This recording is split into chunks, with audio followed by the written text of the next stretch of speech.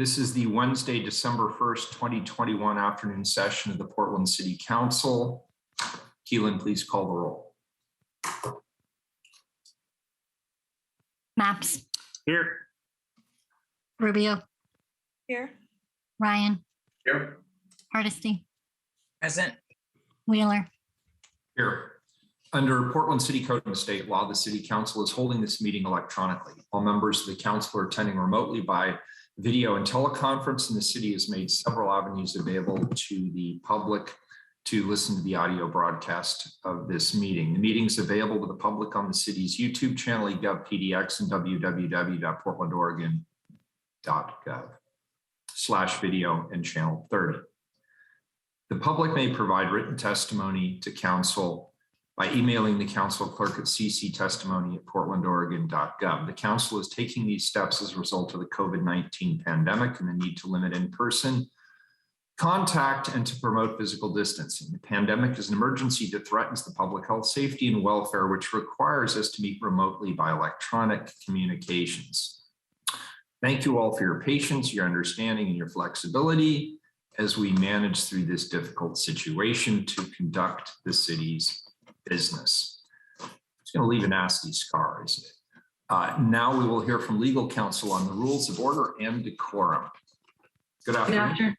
Good afternoon, Mayor and fellow council members. To participate in council meetings, you may sign up in advance with the council clerk's office for communications to briefly speak about any subject. You may also sign up for public testimony on resolutions, reports, or the first readings of ordinances. The published council agenda at www.portland.gov/council/agenda contains information about how and when you may sign up for testimony while City Council is holding electronic meetings. Your testimony should address the matter being considered at the time. When testifying, please state your name for the record. Your address is not necessary. Please disclose if you are a lobbyist. If you are representing an organization, please identify it. The presiding officer determines the length of testimony. Individuals generally have 3 minutes to testify unless otherwise stated. When your time is up, the presiding officer will ask you to conclude. Disruptive conduct such as shouting, refusing to conclude your testimony when your time is up, or interrupting others' testimony or council deliberations will not be allowed. If there are disruptions, a warning will be given that further disruption may result in the person being placed on hold or ejected from the remainder of the electronic meeting. Please be aware all council meetings are recorded. Thank you. Thank you. Keelan, please read our one item for this afternoon, item 853.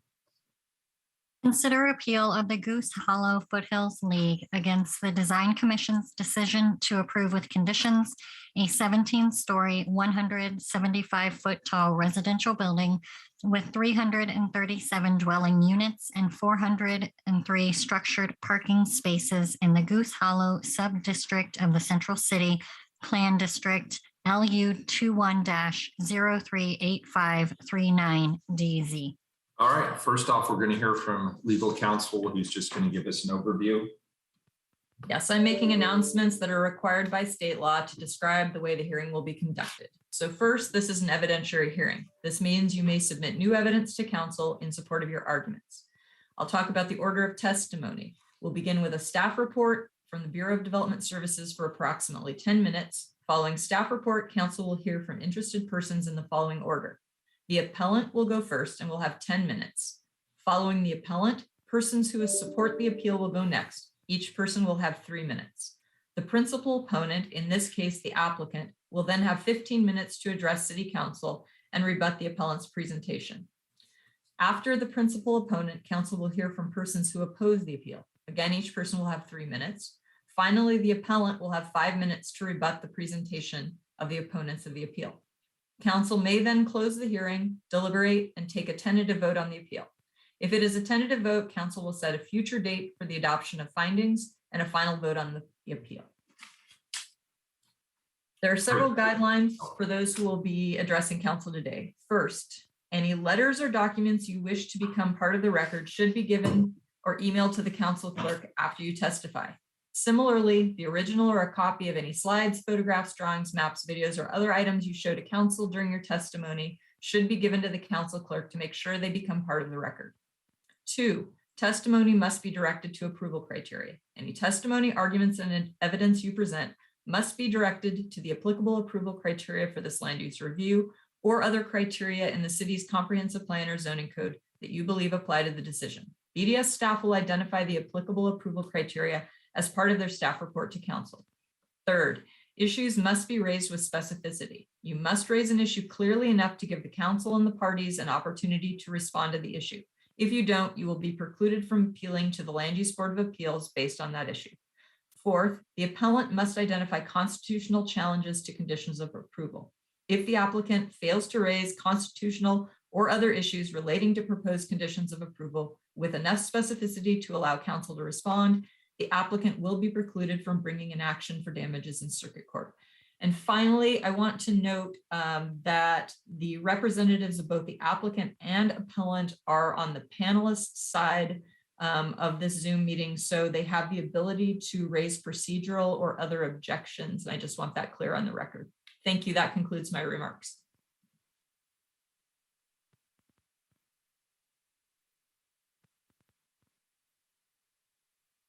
Do any members of the council wish to declare a conflict of interest?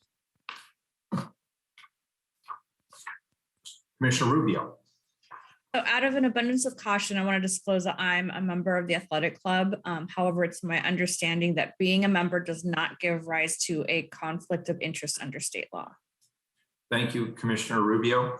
I also, out of an abundance of caution, want to disclose that I am also a member of the athletic club. However, it's my understanding that being a member of the club does not give rise to a conflict of interest under state law.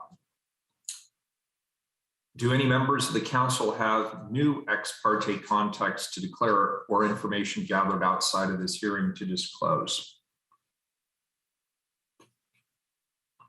No council members have ex parte contacts to declare. Does anyone present, oh no, that doesn't work. Have any members of the council made any visits to the site involved in this matter that they have not already declared?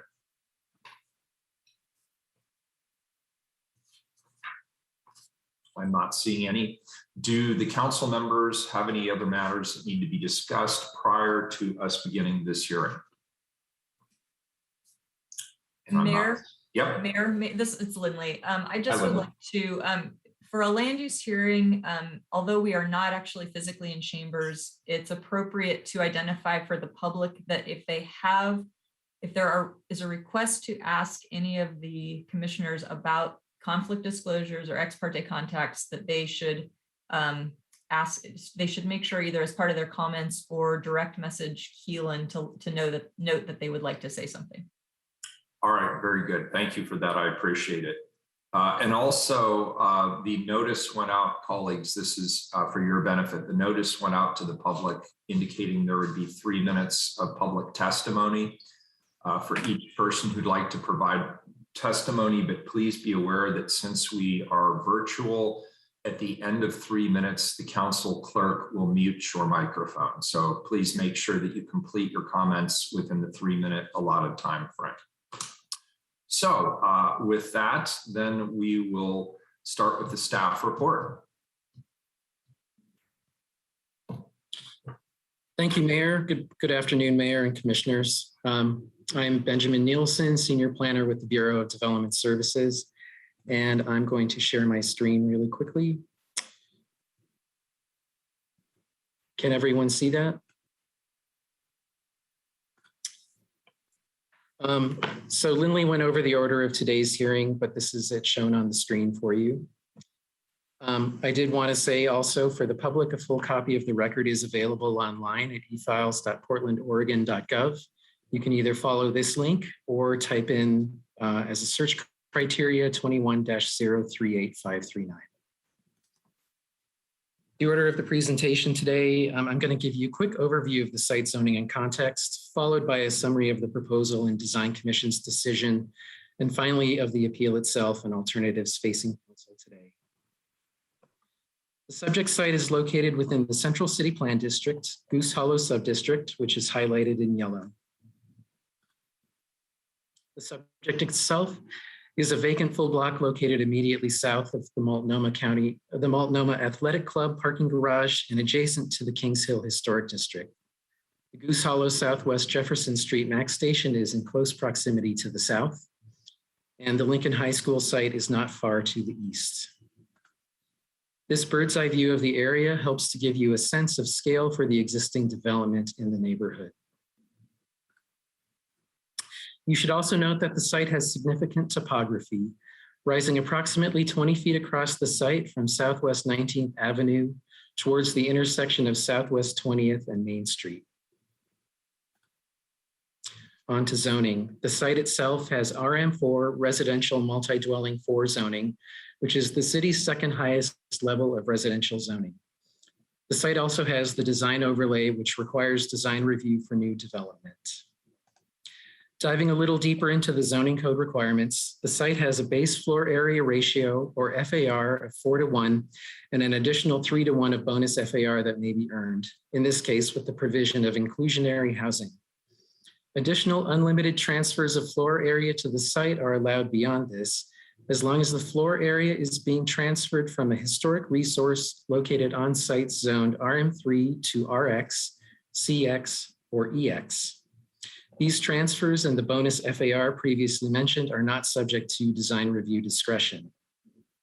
And the project is taking advantage of both the bonus FAR and transfer provisions of the zoning code.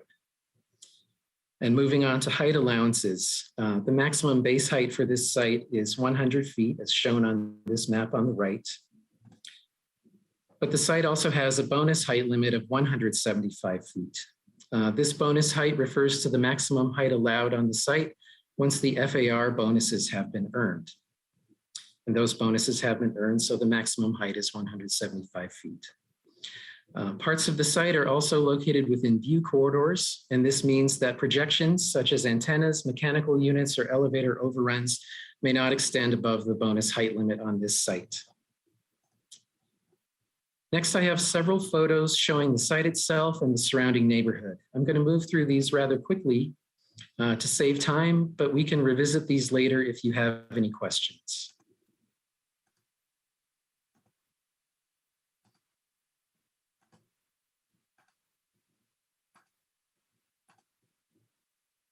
I'm not seeing any. Are they not showing up? I thought I see them. Anybody had any questions? Oh, Okay. So I wanted to stop on these. Did I misunderstand you? Did you ask if anybody had any questions? No, I said we could revisit them later if you have questions about them. Okay, I'll shut up then. Thank you. No worries, Mayor.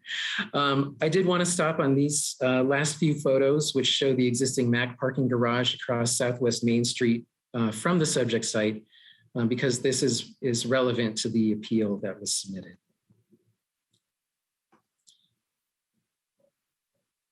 So quick summary of the proposed building. It will be 17 stories tall, maxing out its allowed height at 175 feet.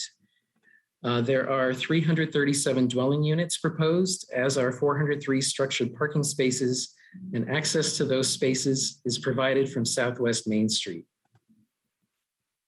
This slide shows a brief timeline of the project so far. The 2 design advice requests shown at the top of the list are voluntary meetings with the Design Commission, which the applicants opted to participate in before submitting the required design review application in April of this year. At the bottom of the screen, please also note that the City Council has already approved a major encroachment review for a tunnel underneath Southwest Main Street that will connect the proposed building with the existing Mac parking garage. That review is separate from the design review appeal you are considering today, and the tunnel is not subject to design review approval. So moving on to the design review itself. The approval criteria for this design review consists of 2 separate but related documents. The Central City Fundamental Design Guidelines, which apply throughout the Central City Plan District, and the Goose Hollow District Design Guidelines, which apply only to the Goose Hollow Subdistrict. The Design Commission evaluated these guidelines when making their decision, and the Commission voted 4-1 to approve the proposal. The one dissenting commissioner found that the proposal was strong and that it would be a remarkable building.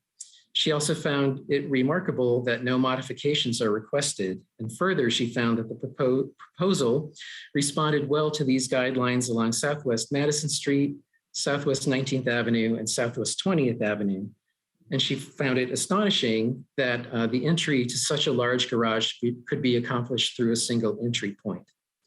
However, citing guidelines A8, B1, and B1-1, the dissenting commissioner also found that the thinness of the program behind the facade adjacent to the sidewalk along Southwest Main Street was a problem. She further found that the proposed building uses in this area are just words printed on a plan, not real, occupied, active spaces. She continued, noting that if it were not for the really large Mac garage across the street that is a burden on the neighborhood, she probably wouldn't be as concerned. There was significant public interest and participation over the 3 hearings. Before the Design Commission made their decision, they heard oral testimony and received and reviewed a total of 104 letters. Most were in opposition to the proposal. While concerns voiced in public comments and oral testimony varied, most addressed issues of the building's size and design in relation to other development in Goose Hollow, particularly the building's height, bulk, and scale relative to other development, the loss of open space and trees on the site that forms the subject site, and impacts from traffic generated by the 403 parking spaces, and particularly the use of some of those spaces as commercial parking by the Multnomah Athletic Club. The Goose Hollow Foothills League appealed the Design Commission's decision of approval, citing incorrect application of parking standards in the zoning code and 3 design guidelines as being insufficiently met.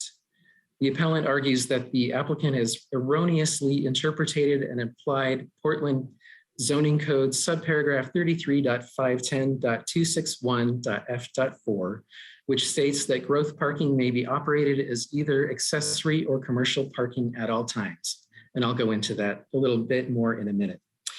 The appellant asserts that the intent of this code was to allow and encourage shared use parking and cut down on the amount of new parking built, whereas the applicant seeks to legalize building a parking garage in a high density residential zone as long as it has some residential units over it. The appellant's statement further cites the hugely disproportionate 9.98 to 1 FAR proposed in order to shoehorn enough 337 residential units to allow over 400 parking spaces, 225 of which are dedicated to the MAC. Furthermore, the appellant argues that guidelines A8 contribute to a vibrant streetscape, B1 reinforce and enhance the pedestrian system, and B1-1 provide human scale to buildings along walkways are not met, particularly in regard to the north side of the building and its frontage along Southwest Main Street. Regarding the 403 parking spaces proposed, these are classified as growth parking by the city's zoning code. And growth parking is defined as new parking spaces within the central city plan district that are created in conjunction with additions of net building area. In this case, the new apartment building around and above the parking garage. Growth parking is limited to the maximum ratios in table 510-1 of the zoning code shown on this slide. The proposed building consists entirely of residential uses as its primary use type and lies within the Goose Hollow parking sector. Therefore, 1.2 growth parking spaces may be built per residential dwelling unit. At 337 dwelling units proposed, a maximum of 404 growth parking spaces may be created. The zoning code goes on to say that these growth parking spaces may be operated as either accessory or commercial parking at all times, and no additional limitations are placed on this provision. Guidelines A8 and B1 are found in the Central City Fundamental Design Guidelines, and guideline B1-1 is found in the Goose Hollow District Design Guidelines. These design guideline documents provide background about each guideline, list some approaches to how the guidelines may be accomplished, and provide the full text to each guideline. In regard to the ways that these guidelines may be met, please note that the appellant's filing seems to imply that these approaches are the only ways these guidelines may be met. However, the Central City Fundamental Design Guidelines document states that these examples are provided to illustrate each guideline. They're preceded by captions that describe the way the guideline is or could be met as shown by the example. These examples must not be considered the only possible design solutions. They are intended to stimulate new ideas and provide direction for designers and developers. Full text of guideline A8, contribute to a vibrant streetscape, is shown on this screen. For brevity, I'm going to skip reading that. The majority of the Design Commission found that this guideline was met. Excuse me, I'm advancing too quickly here.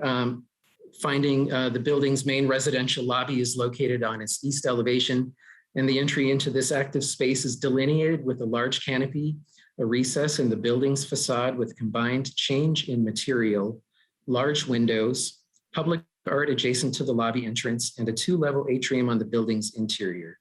The combination of elements reveals that this is an important interior space, and the large windows reveal the activities happening inside while maintaining a cohesive overall composition. Residential dwelling units at the sidewalk level of the building are oriented towards the sidewalk and set behind layers of landscape plantings on the building's east, south, and west facades.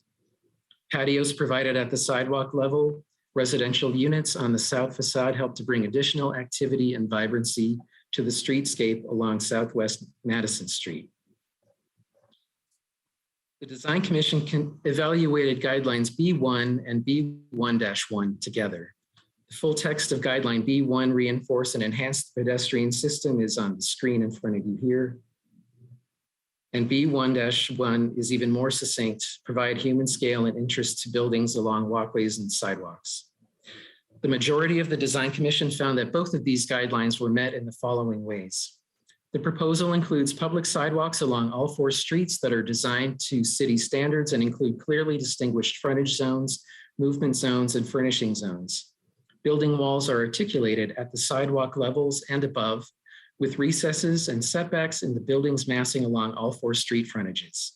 On the south facade and large portions of the west and east facades, this massing is further arranged into row house or townhouse-like masses that help to create a more human scale to this otherwise large building along these adjoining sidewalks. On the north facade, recesses at the window bays at the ground level provide room for planters and help to break down the large building massing. A large series of windows, bay window projections, entry doors, and landscape planters provides for additional human scale along surrounding sidewalks on all 4 elevations. So wrapping this up today, the council is faced with the following alternative options in making your decision. Deny the appeal and uphold the Design Commission's decision of approval with conditions. Deny the appeal but modify the Design Commission's decision of approval with conditions, and/or instruct the applicant to revise the design and return to council at a future date. You may also grant the appeal, thereby overturning the Design Commission's decision to approve with conditions. In that case, the project would be denied, and a tentative vote may be taken today. And as my last slide, I did collect all those conditions of approval in case we need to refer to that later. And with that, I will stop and open for questions. Let me ask just a basic question, and thank you. You went about 3.5 minutes over, so when the appellant goes, they will add 3.5 minutes to their time as well, should they choose to use it. Could you explain in the simplest terms possible what our objective is today? And let me see if I can take a stab at it. Our objective today is not to determine whether we like the project or do not like the project. Our goal today is to determine whether or not the Design Commission met the legal requirements, the findings, when they made the decision that they made to approve this project. Is that a fair restatement of what our objective is today? I would say that's a big part of it. The other piece I would add is you're right. You're not deciding whether or not you like the project. You can decide whether or not the project meets or doesn't meet the approval criteria I identified, which are the Central City Fundamental Design Guidelines and the Goose Hollow District Design Guidelines. So the appellants challenged 3 of those guidelines, which I went through in my presentation. So can you better define then the item number 3 that the appellant had described? Maybe you could go back and put that slide back up again there.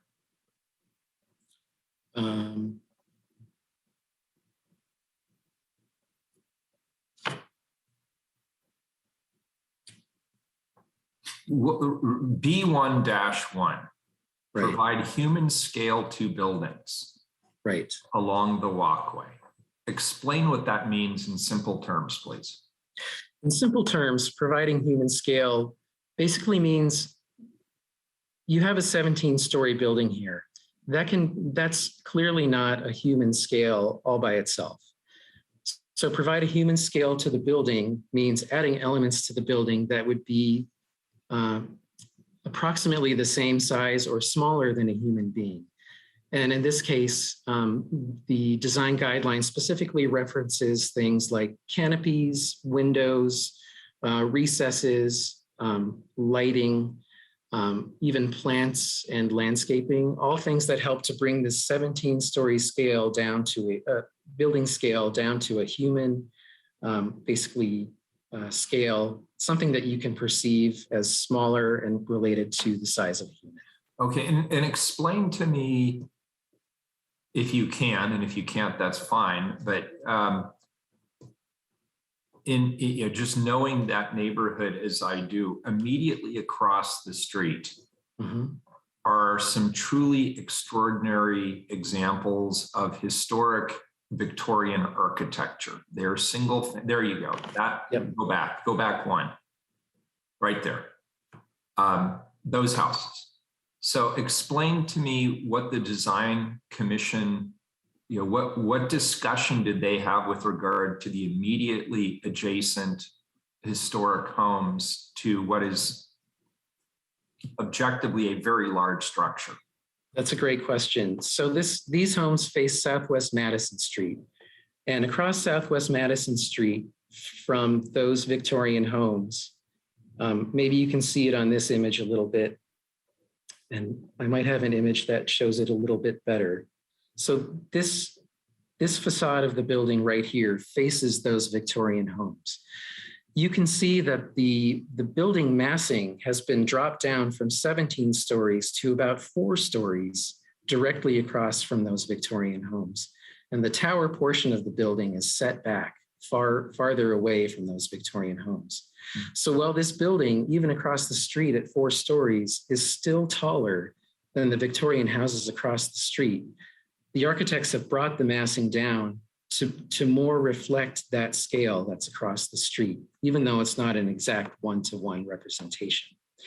Additionally, you can see they've kind of broken up the facade into smaller pieces that start to take on a townhouse-like appearance, as opposed to a more flat facade, which would read basically as one large building, which this is. But by breaking up the massing in this way, it starts to articulate that facade, providing a human scale that the Victorian homes across the street would also have, obviously using a different architectural style language. But in that sense, that's how they're attempting to relate the building to those homes across the street. So they did have a discussion about this in their hearing? Absolutely, yes. Okay. The commission. Sorry, go ahead. I was going to say the commission found this particular approach this is what's called a podium level to the building. And the commission found that the podium level was excellently done, facing Southwest Madison Street, Southwest 20th Avenue, and Southwest 19th Avenue, which is right here on the right-hand side of this image. So yes, they talked to quite a lot about that. And one thing I forgot to add, and maybe it doesn't show up so well on that image, but it might on a site plan, is that the building itself is set back from the edge of the sidewalk, even providing kind of grassy, landscaped transition between the sidewalk and the building and individual unit entries facing that street, further helping to relate this large building to the smaller structures across the street. Okay, and then one final question, and sorry, Lindley, you had a question? Mayor, it can wait until after your questions. Okay, Commissioner Hardesty, I just have one more question, and then I'll turn it over to you.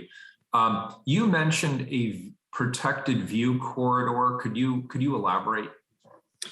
Yeah, so Central City 2035 identified there's actually an entire view corridor and viewpoint study as part of Central City 2035. And this was interpreted into the city's zoning code in the Central City with the map that's shown on the right here in this slide image. And basically, I wasn't involved in Central City 2035 myself, but basically these view corridors were used both to set the height limits, the base height limits and the maximum height limits that are allowed in the Central City. And additionally, where these view corridors are mapped, no projections above the height limits are allowed. So where we don't have these view corridors mapped, say up in this part of the Goose Hollow district close to the stadium, things like elevator overruns, building parapets, antennas, mechanical units, those can extend above the height limit. But where these view corridors are present, they can't. Huh, okay, thank you. Is it just coincidence that that view corridor skirts this particular project, this property? I mean, yes, it is coincidence. I think that view corridor is starting off at Washington Park. I don't recall the exact location of that view corridor. So that view corridor wasn't created based on the assumption that there would be future development on this site? I mean, the view corridors are entirely independent of what future development will be. Yeah, I absolutely hope that to be the case, and that's sort of the genesis of my question. Yeah, so these view corridors were established through this view corridor study as part of Central City 2035. And then they were used to set maximum height limits.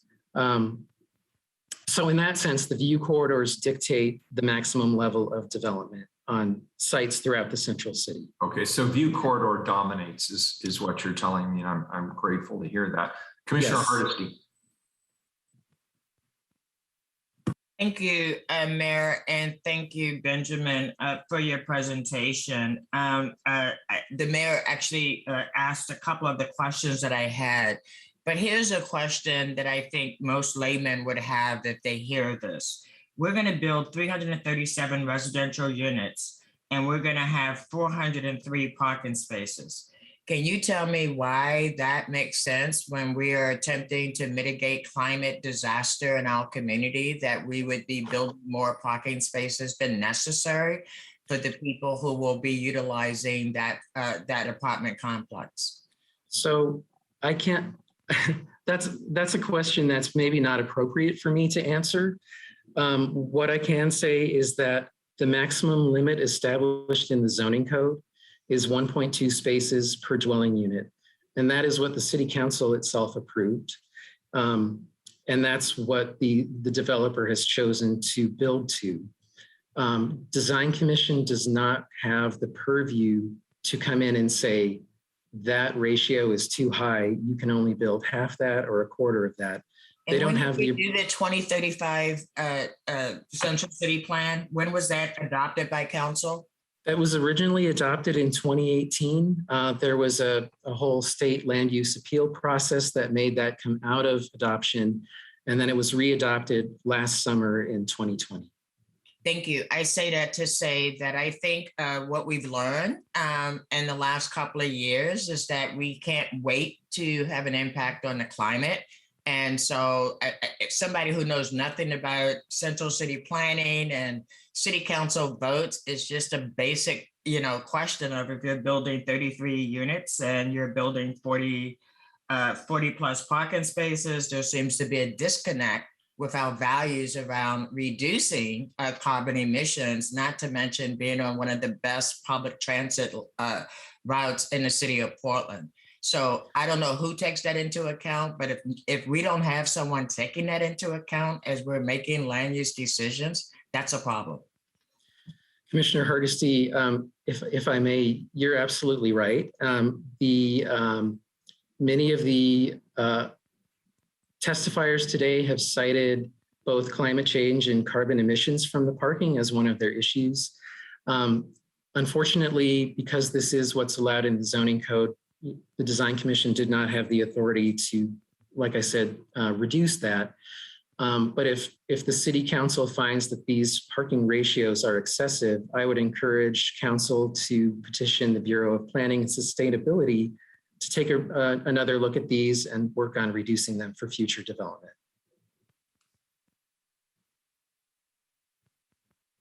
Thank you, Mayor. Thank you. All right. Thank you.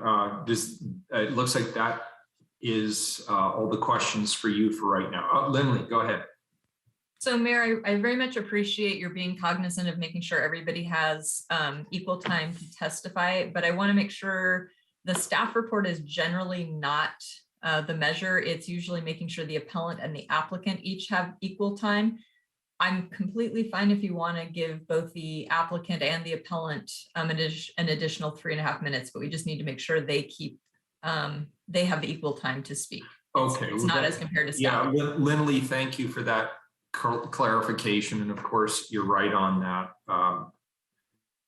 Yeah, so we'll do that. We'll obviously hear from the appellant next. They have approximately 10 minutes. And if they go over, then obviously the opponents will get an additional time as well.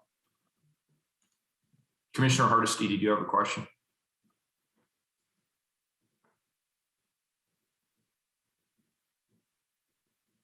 I take that as a no. Okay, good.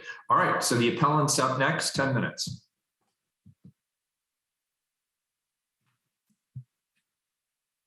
Good afternoon, Mayor Wheeler and City Commissioners. Can everyone hear me and see me okay? Good. You sound good. Thank you. Thank you for the opportunity to testify this afternoon. My name is Daniel Cairns. I'm an attorney. I represent the Goose Hollow Foothills League in this appeal, and I submitted a short memo on dated November 29th. You should have in your packets, along with the commentary that you adopted with the Central City 2035 plan that articulates your understanding of what these parking provisions mean. Just kind of report on the important issues that I'm going to speak about. I'm focusing on the issues in that memo, particularly parking.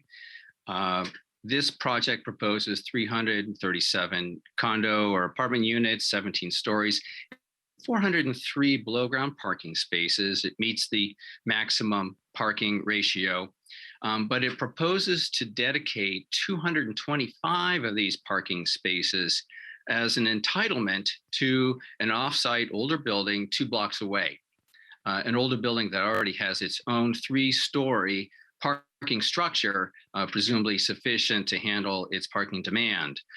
And so that leaves, for the people who live in this building, 178 parking spaces spread over 337 units. So this project really looks like a parking project and less so as a residential project. And what we see is that what's driving the size, bulk, and massing of this project is to maximize the amount of parking they can have, so they can dedicate 225 spaces to the MAC Club. This parking is only allowed if it meets the parking requirements in the code. And Mr. Nielsen took the presumptive position that it constitutes growth parking. There are 2 other kinds of parking that are allowed here. There's preservation parking and also visitor parking. So it's the first 2 that really matter here, growth parking and preservation parking. And in order for this project to be allowed, an allowed outright project, it has to meet all the approval criteria, including these parking provisions, because that's what they've proposed. If they don't, if they can't show they comply with one of these categories, it's not approvable in its current form. So that's how we get from a simple design proceeding to a question of whether they meet the parking or not.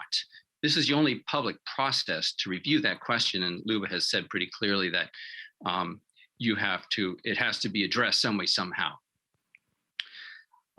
So the applicant takes a position that this is growth parking, and it focuses on just one provision that describes the operation of growth parking. Growth parking may be operated as either accessory or commercial parking at all times. Also in your packet is a memo from Mr. Nielsen dated the 6th of November, where he addresses, is it accessory, is it commercial? And here's taken from, this is a one-page memo. He said, quote, per zoning code section 33-510-261F4, growth parking may be operated as accessory to the primary use on the site or as commercial parking at all times. This would allow a portion or all of the parking spaces to be rented to other users or shared among different users over the course of a day. And the commentary that you adopted with this section of the 2035 plan provides an explanation as to how growth parking is really supposed to work. It says it will allow greater efficiency in the use of existing parking supply to serve multiple trips to the central city throughout the day and week, rather than exclusively requiring parking to be accessory to a specific use. This will lead to less new parking being built over time, since new development will be able to tap into existing supply before having to add new parking with new development. This is a good explanation as to how shared parking works, which was the objective of the growth parking category. Shared parking is something we all see. An example would be a commercial business doesn't have any on-site parking, so it enters into a shared parking agreement with the church. They share this parking over the course of the week. Sundays and evenings, the church uses it. During the day, the business uses it. They don't conflict on hours, and it achieves those objectives that Commissioner Hardesty mentioned that are in the transportation system plan for reducing parking demand, reducing vehicle generation, increasing transit use. It doesn't generate more parking spaces. But that's not what's happening here. These are 225 spaces that are dedicated. It's an entitlement to the Mac Club. It's 2 blocks away. It has its own parking. It's not accessory to the primary use on this site. That's clear.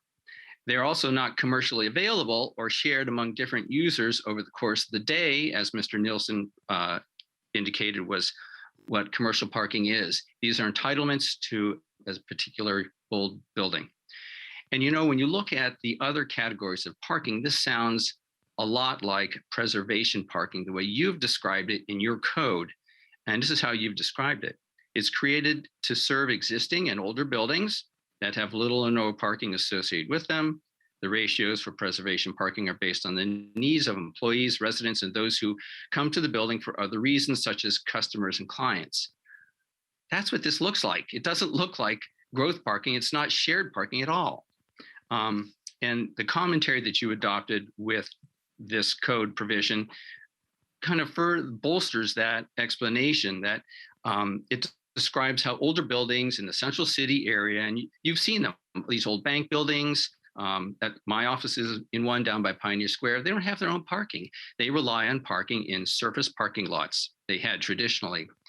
And the commentary you adopted talks about those surface parking lots eventually being developed with new buildings, and those new buildings will provide extra parking that will be dedicated as an entitlement to these old buildings. That's preservation parking. That's what this is. And so it's not growth parking. The plan for 225 surplus spaces to be dedicated to an old pre-existing Mac Club, that's preservation parking. It's not accessory to this use, to the Maduro main building. It's not commercially available. It doesn't qualify as growth parking. The approach that they have here also violates several of the transportation system plan policies, and I quote them in my memo in a footnote. And some of these policies that you've adopted talk about parking management in the central city area to reduce parking demand and manage supply to improve pedestrian, bicycle, and transit mode share, neighborhood viability, safety, business district viability, vehicle miles traveled reduction, air quality, implement strategies that reduce the demand for new parking and private vehicle ownership that help maintain optimal parking occupancy and viability. You also adopted a policy that says limit the development of new parking spaces to achieve land use, transportation, and environmental goals, especially in locations with frequent transit service. regulate off-street parking to achieve mode share objectives, promote compact and walkable urban form, encourage lower rates of car ownership, and promote the vitality of commercial employment areas. This sounds like something that Commissioner Hardesty would have voted for. I think she did on this one. There's also a policy in the TSP on shared space and resources that says, encourage the shared use of parking and vehicles to maximize efficient use of limited urban space. These are not shared spaces. These are a dedicated entitlement to the MAC Club. And it doesn't fit the definition of what growth parking is. It more approximates preservation parking, which is a category you adopted. I think you should require this applicant before this is approved to justify that they meet all the requirements for preservation parking. And they haven't done that. They haven't done that. So as it stands, you have a couple options before you that we would like to see. You can deny this project because this component of it doesn't meet the requirements of the code. Aside from what you think about the design elements and design guidelines, the parking that's proposed here doesn't meet the 3 categories of parking that's allowed in the central city plan. So that's a very valid and I think compelling reason to deny this project. Alternatively, you can approve it with a condition that says no reserved parking, no entitlement to the MAC Club, that this has to be all open, available, commercially available parking. That's a possibility. Or you can send us, you could also send us back to the Design Commission for them to address it. They didn't address it. They stuck very closely to the design guidelines. They refused to address this issue, but you are obligated to do so. You are the decider in this case, and this is a critical issue as to whether this use is allowed as proposed in this zone. Thank you very much. I'll be happy to try to entertain any questions you might have.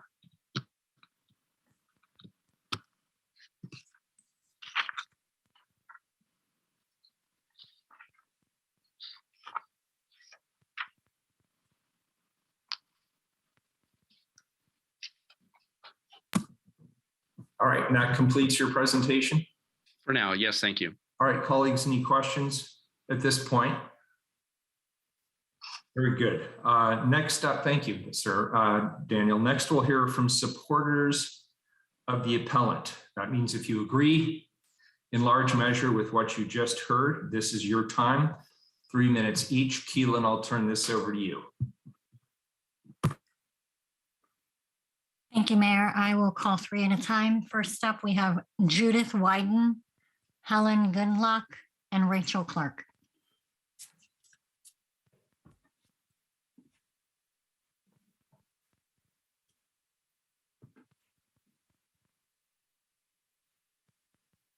Judith, are you able to unmute?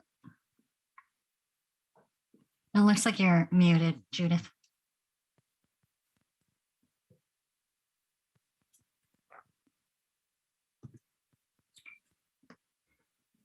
Why don't we go to Helen Gundlach?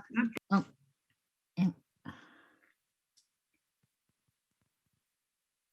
Why don't we go to Helen? Oh, Judith, are you there? Yes, can you hear me now? Yes. Okay, do you want to see me too? You have the ability to turn on your video if you choose. Okay, hello. Am I ready? I'm Judith Wyden. What has puzzled me most about this process of development review is the lack of review beyond design of the building itself, review of issues that will affect the neighborhood as a whole. In this case, the parking part of this development is central to everything else. The MAC owns the land and wants more parking spaces. By city plan and zoning code, parking must be linked to housing. Thus, the size and scale of the apartment building has been determined by the MAC's desire for 225 parking spaces. The parking area under and surrounding the building, which is not seen by the public, was not under design review, when in fact its very existence will lead to more traffic and parking congestion that will be felt by the neighborhood. Goose Hollow is transit-oriented and pedestrian-friendly. Block 7 is just one block from 2 MACs and several bus lines. 20th Avenue is the only easy way to get from the Highway 26 exit to Northwest Portland. 20th Avenue is a narrow, busy street. The additional traffic invited by this parking garage will only add to the traffic congestion and increased parking competition for the public at large if they are not allowed to use the garage. Certainly these issues, as well as the effect on pedestrian safety, air quality, and noise, warrant a traffic study. It is my understanding that a traffic study was not required for its RM4 zoning. But what about now that exceptions and exemptions have resulted in a building that is with a FAR, floor area ratio, of nearly 10. Likewise, the permit for the tunnel connecting Madeira, Maine to the MAC was not subject to design review because it is underground. According to Bob Haley, senior planner for PBOT, the tunnel was processed under a major encroachment review by PBOT and approved by you, City Council, in July. It was expedited under exceptions for the need for housing. Now I ask, what does the tunnel to the MAC parking garage have to do with the housing in the building? Here again, we have an instance of the desire for parking being the driving factor for this project. For these reasons, in addition to those covered in the formal appeal, misinterpretation of the growth parking, and failure to meet design guidelines on all 4 sides of Block 7, I support the appeal of the Goose Hollow neighborhood. Thank you. Next up, we have Helen Gundlach.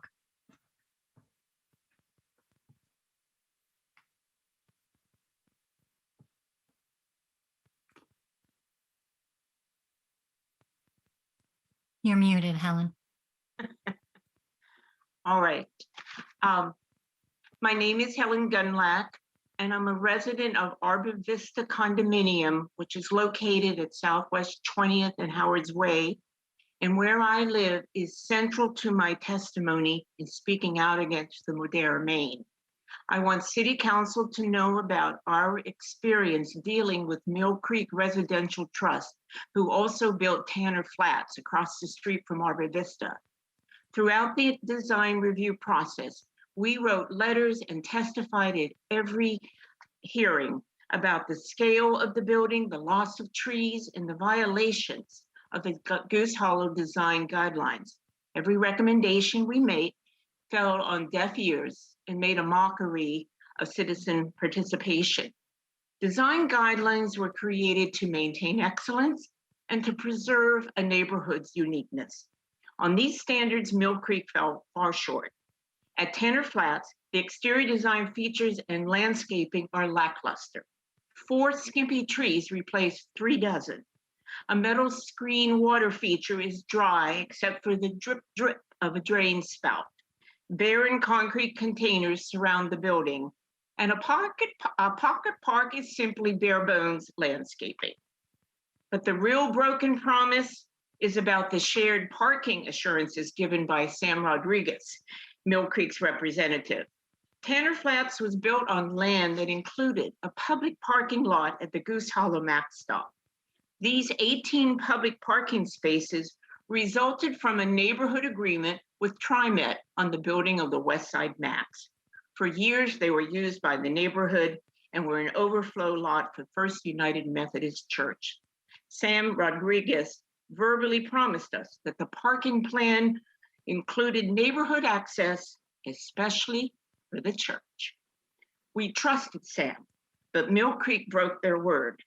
No one in the neighborhood has been given access to these 18 spaces, and the security gate has always been closed to the church. No, they kept these 18 spaces for themselves and have leased them out on a paying basis to Willamette Dental. That's why I'm skeptical of any cursory design features and parking promises that Mill Creek makes for the Madeira Main. Goose Hollow is a fragile ecosystem that will buckle under the weight and scale of the Madeira Main, which sets a dangerous precedent for the city of Portland's future vibrancy and livability. Thank you. Next up, we have Rachel Clark. Hi, everybody. My name is Rachel Clark, and I own and manage Goose Hollow Inn, opened by my father, former Mayor Bud Clark, in 1967.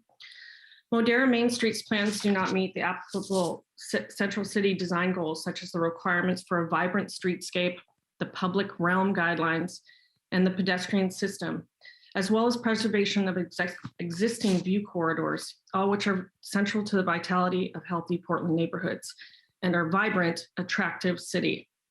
The project did not satisfactorily meet guidelines A8, B1, and B11. The dissenting commissioner aptly pointed out the max existing large parking garage across the street that is a burden on the neighborhood, which couples a problematic street wall facing one equally void of pedestrian-friendly activity. I find it curious that the development's title, Madeira Main Street, calls attention to Main Street, yet this north-facing side is essentially a 17-story rise from a standard sidewalk, and on the other side of the street is a parking garage as well. So the parking garage entrance is literally facing a parking garage. Many pedestrians walk along Main Street down to Southwest 18th Avenue.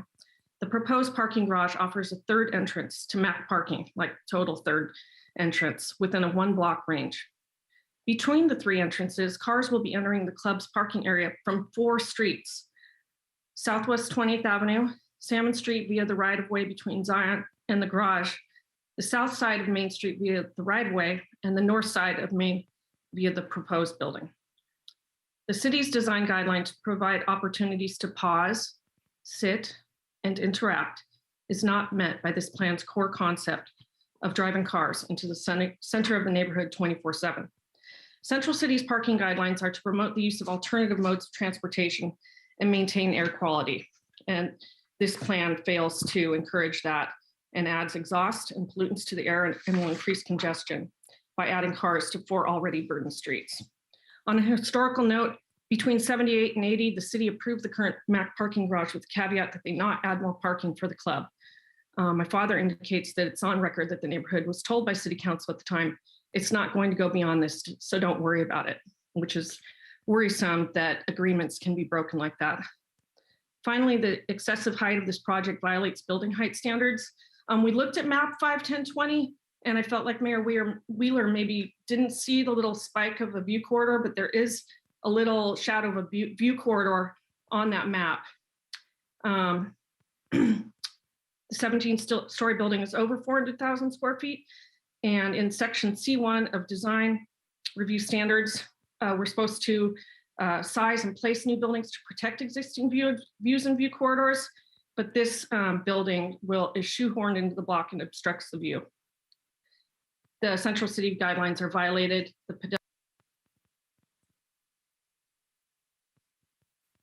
We lost your sound.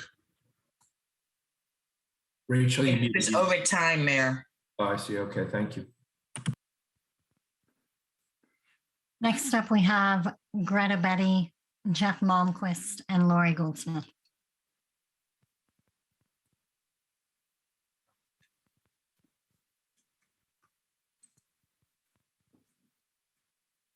Greta, are you able to unmute? Okay.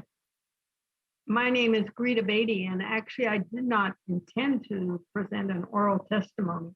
I sent in a written testimony and submitted that. It's really the third one that I've sent in, 2 to the Design Commission and now 1 to you. And I hope you'll have time to read it.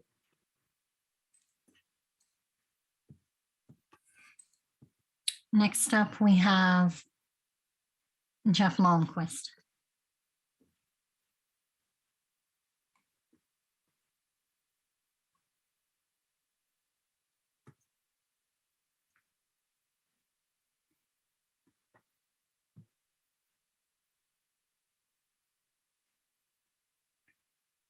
Jeff, are you able to unmute? I am unmuted. Can you hear me? Yes, go ahead. Great. Hello, everybody. I'm Jeff Molnquist. I live at 2020 Southwest Main Street, number 408 in Portland, and I've lived in Goose Hollow for over 16 years. And I rise to speak today to respectfully object to the approval of the proposed Modera building on Block 7 in Goose Hollow. In my opinion, the allocation of 225 parking spaces in this new building for Molten Almonds Athletic Club's exclusive use violates section 33.510.261 of the Central City Plan for 2035, which deals with parking.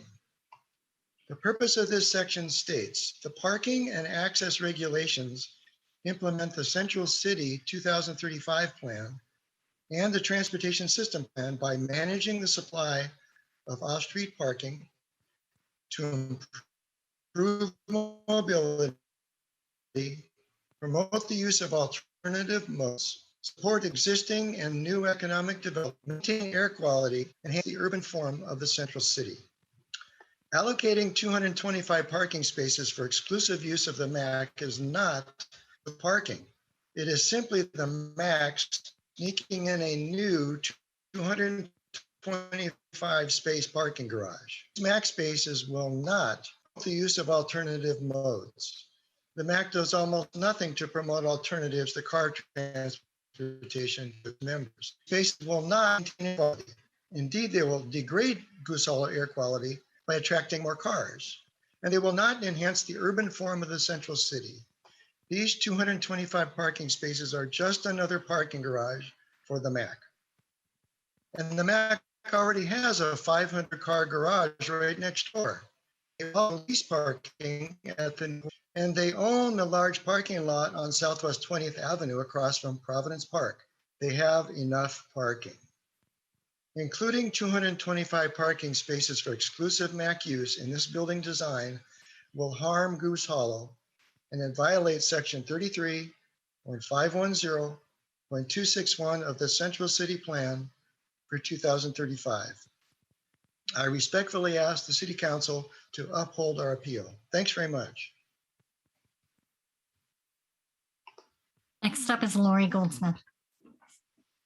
Good afternoon. I'm Lori Goldsmith. I'm in opposition to the project in its present form, which consists of 17 stories with a building area of 423,452 square feet and a floor area ratio of 9.69 to 1. The massive building area, lack of setbacks, and starkness of the sheer 17-story drops on both 19th and Main will negatively affect livability and the pedestrian experience in the neighborhood. The project violates the C4 Central City Fundamental Design Guideline. Madera, Maine is massively out of scale for existing property zoned RM4 in the neighborhood. It vastly exceeds the building area and floor area ratio of any other residential building in Goose Hollow zoned RM4, such as the Vista St. Clair and Solilo apartments. In its present form, Madera, Maine will be a looming outlier in Goose Hollow unless future developments also incorporate inclusionary housing, exploit floor area transfers, and exploit growth parking to gain added building height and floor area on property zoned RM4. It will stick out for decades as a massive tower out of touch with the tree-filled residential feel of the Goose Hollow neighborhood. Madera, Maine does not complement existing buildings as its great height and mass will overwhelm and tower over the existing two-story historic homes and much smaller apartment and condominium buildings. There is no stretch of the imagination by which a 17-story building on narrow residential streets will fit in contextually with the numerous two-story historic buildings it will tower over. Buildings of the size and mass of Madera, Maine and the downtown core have a less domineering presence because the streets are so much wider in the downtown core. On all four sides of Madera, Maine, the adjacent residential streets are of width typical to residential areas. Madera, Maine also violates section B1-1 of the Goose Hollow Design Guidelines.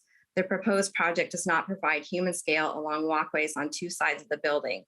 The sheer 17-story drops from the top of the building to the sidewalks on Southwest 19th and Southwest Main will intimidate pedestrians and be uninviting from the sidewalk.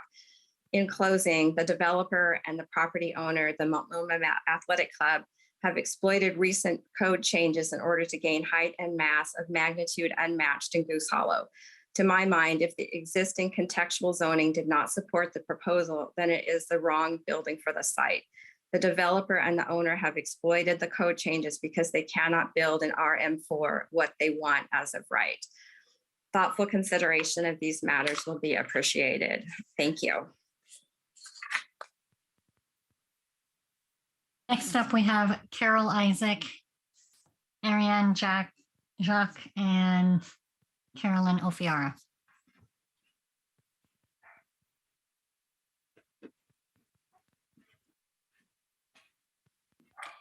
Carol, are you able to unmute? Yes. Okay, go ahead. I don't know how to turn on the video. I'm a new resident to this neighborhood, but I'm not a new resident to Portland, Oregon. I've lived up the hill, 2.5 miles up the hill. And I'm living in the Legends condo at the moment. But the Legends condo, if you look at the exterior, is very beautifully modulated with a sense of the neighborhood.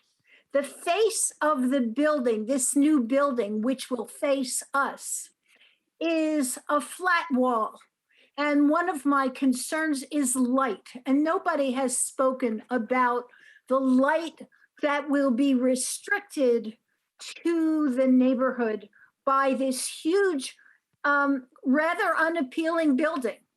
And although there is a little bit of a wave of the hand to one side facing the architectural historical building, there is no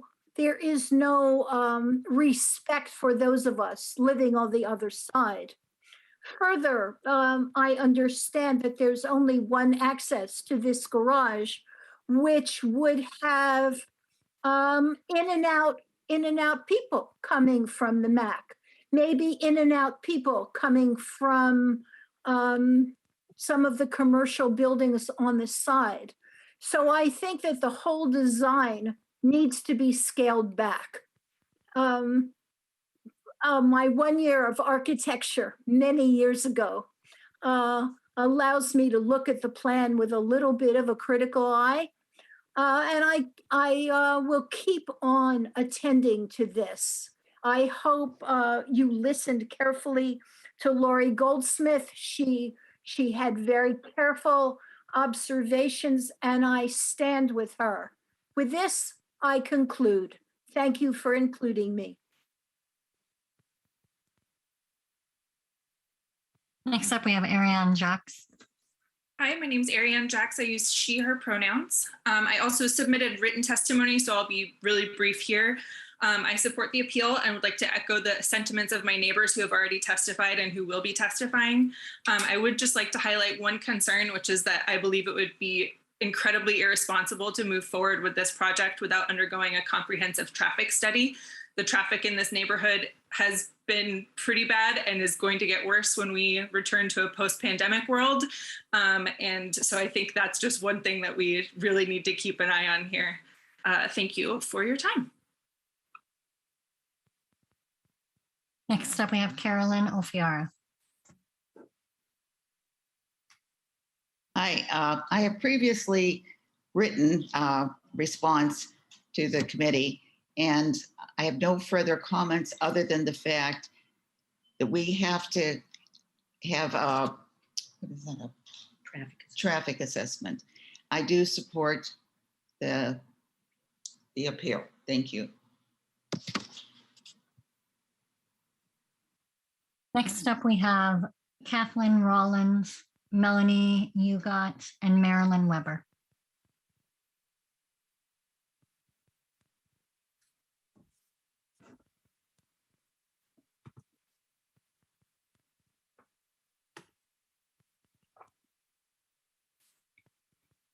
Kathleen, are you able to unmute?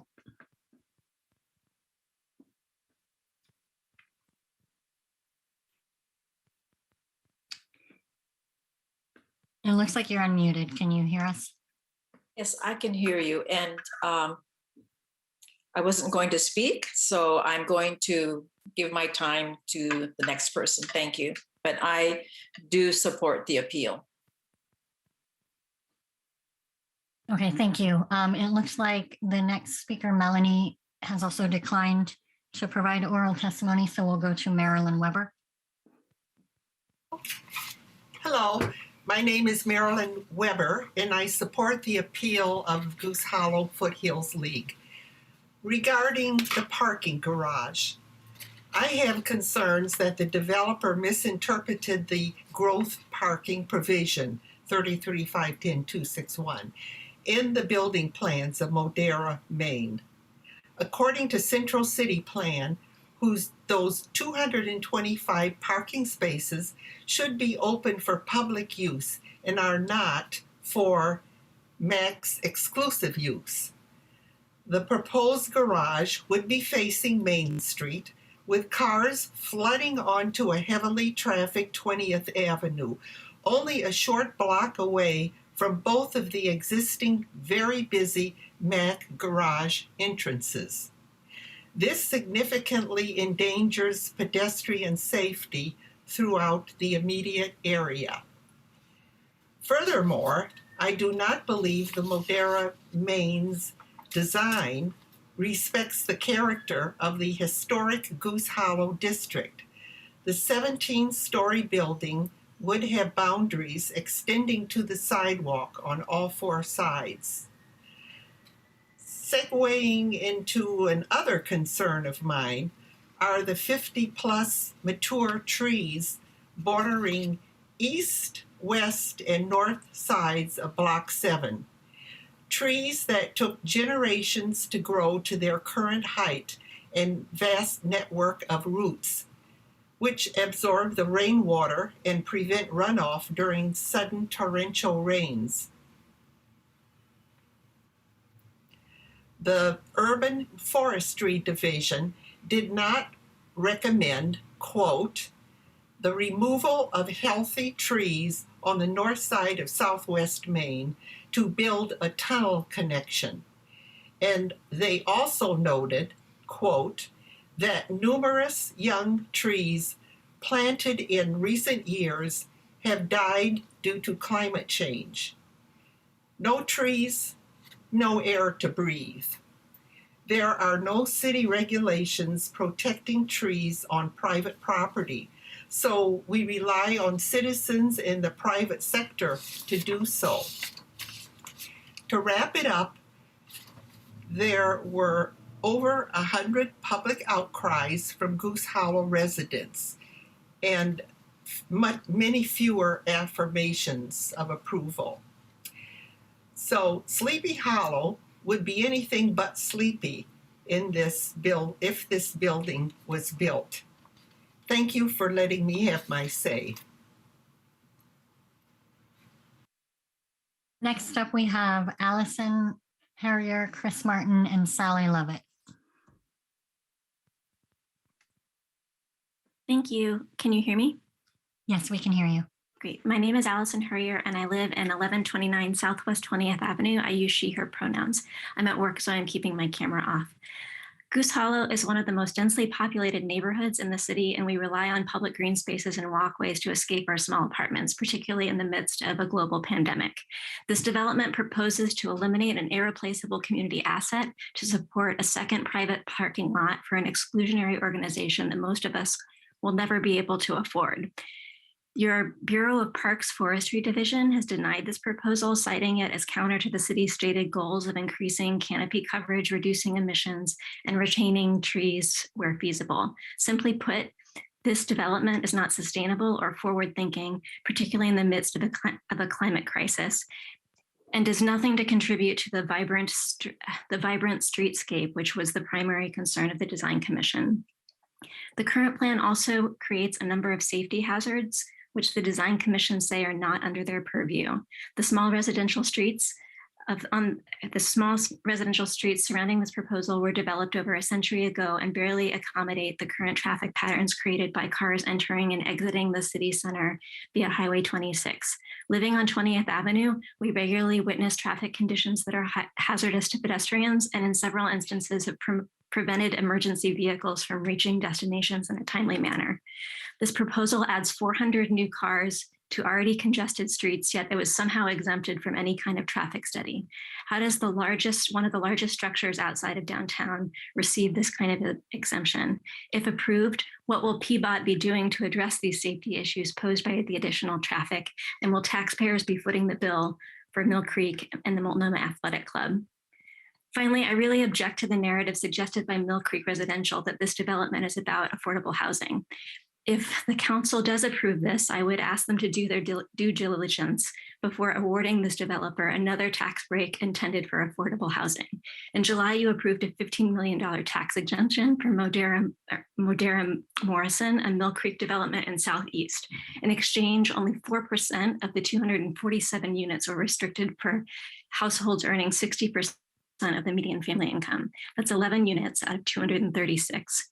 If the same reconfiguration scheme is used on this development, it would restrict only 14 units out of the 337. Surely we can expect more from these exemptions. I will be submitting screenshots of current Modera listings that suggest how much money will be made from other units compared to the minimal affordable housing benefit created from these exemptions. None of the previous development activity from Mill Creek or Multnomah Athletic Club indicate any interest in affordable housing, and the continued subsidizing of these entities will only erode public trust of the city's initiatives around this matter. I don't oppose development, I just ask that it be done sustainably, ethically, and genuinely address real housing needs of the city. Thank you. Up, we have Chris Martin. Thank you very much, Council, for listening to this appeal today. I'm speaking today as one of the many owners of Vista House condominiums at 2020 Northwest or Southwest Market Street Drive. And my husband is chair of the association there.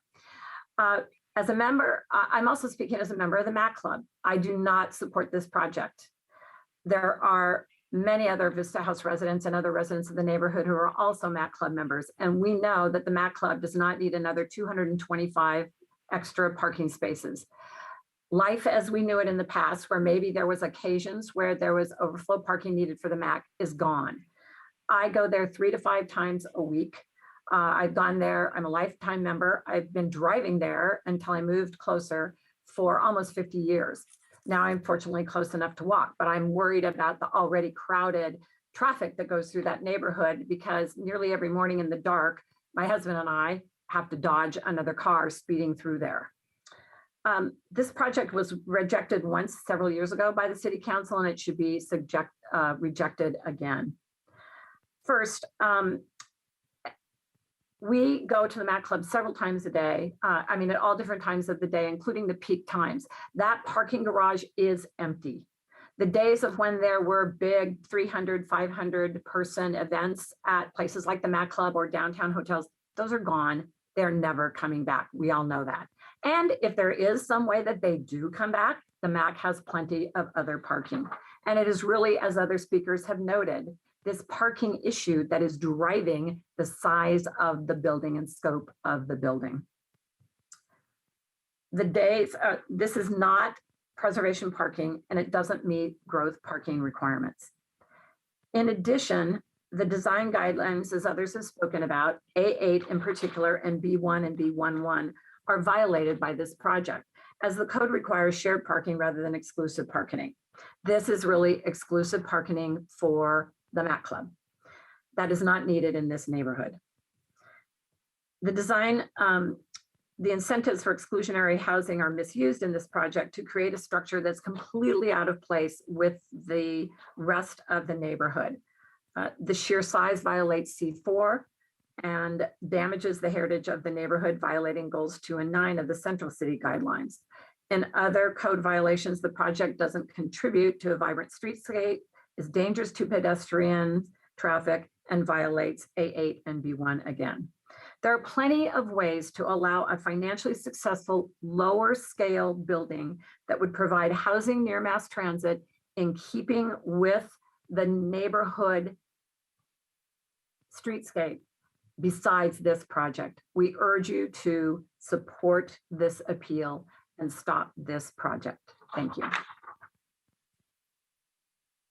Next up, we have Greg Plummer, Connie Humphreys, and James McCluskey.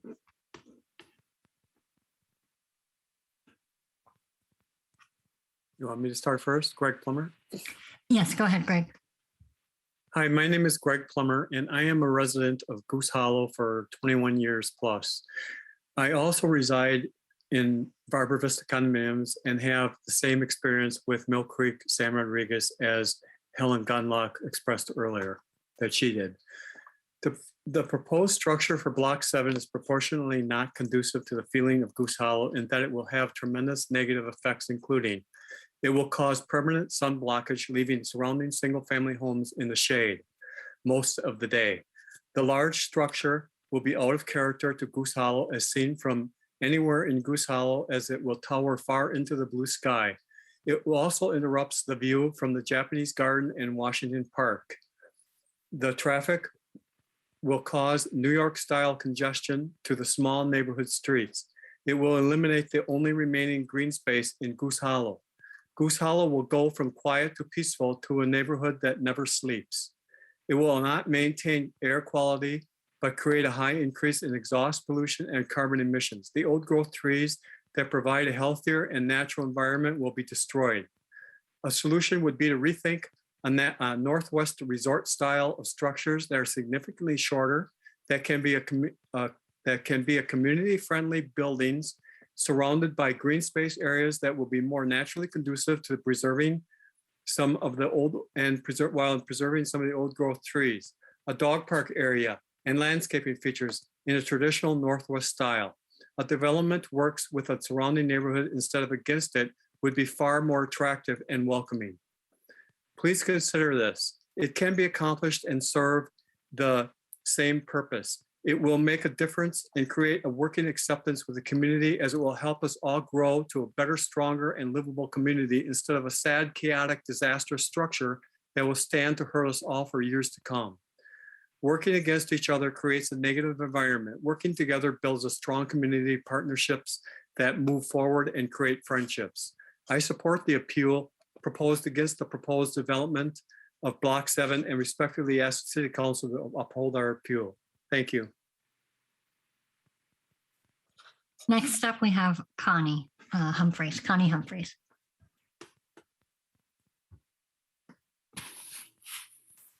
I'm not planning to speak today, but I support the appeal. Thank you. Next, we have James McCluskey.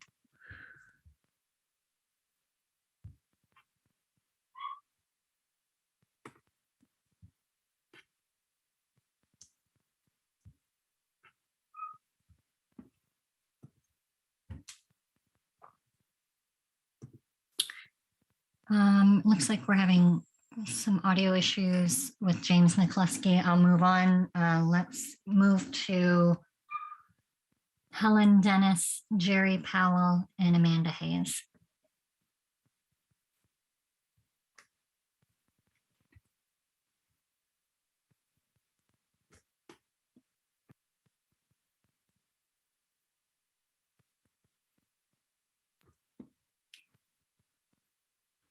Helen, are you able to unmute?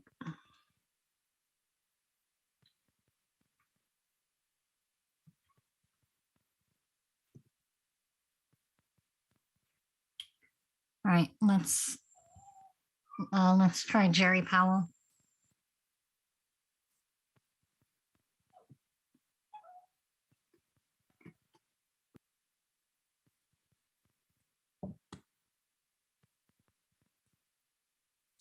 All right, let's move on to Amanda Hayes.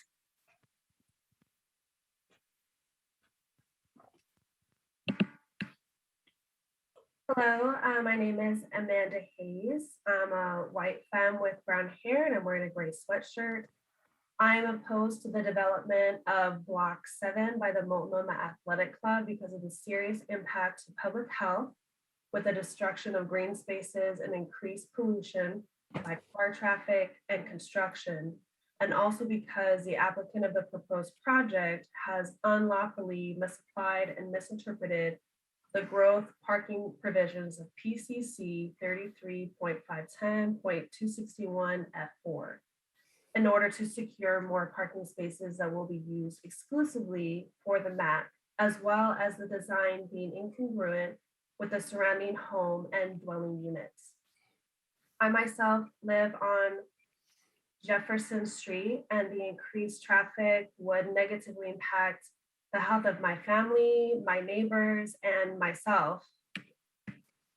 And a removal of this green space and the subsequent development is going to decrease our air quality, which is vital in the midst of a pandemic that affects our lungs. It will increase noise pollution and create safety hazards for pedestrians in an area that is already having a high influx of motor vehicle traffic. The increased pollution will greatly impact those who are already disabled and create a higher risk factors that can disable other people, including myself. And if construction is approved, it also creates a higher risk of pedestrian vehicular accidents. And it's been proven that access to green spaces within a short distance of your home is associated with less stress, which improves your well-being and your mental health, which is especially important for those enrolled in the Native American Rehabilitation Association just 1 block away. It is also one of the few green spaces that are in close proximity for people who are disabled or have limited mobility. If this space was developed as in the proposal, we would not only lose green space, but all the other parking spots would be used by the residents of the building and the MAC. And the dedicated excessive parking aspect of the project does not fit within the operative definitions of the ordinance and violates design guidelines A8 and B1 and should be reevaluated by City Council. It really goes back to caring for community and keeping our precious green spaces during a climate crisis. And earlier this year, the leaders of Portland proclaimed that the city is committed to centering racial and disability equity in our collective spaces in the response to COVID-19. So I encourage you to vote against this development. I'm in support of the appeal, and I believe that we must preserve our people and the planet. Thank you.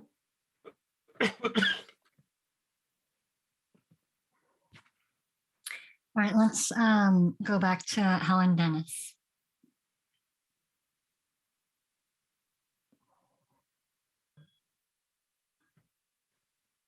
Helen, it looks like you're unmuted. Did you want to testify today? Am I unmuted now? You are. I'd just like to ask anybody if they've tried to cross 20th Street from 3:30 to 6 o'clock in the evening. It is impossible.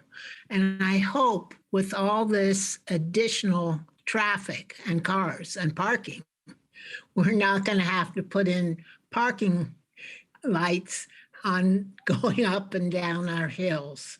Thank you for looking at a traffic study.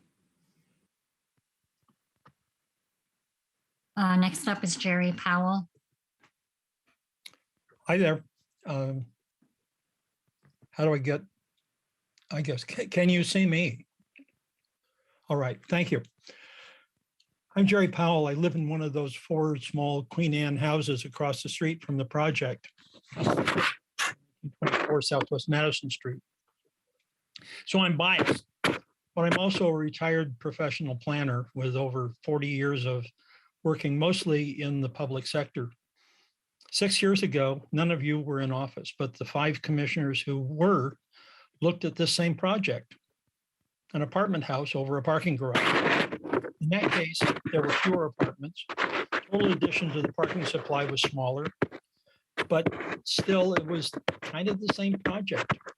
In that case, it was the issue was whether there should be a comprehensive plan amendment to enable this.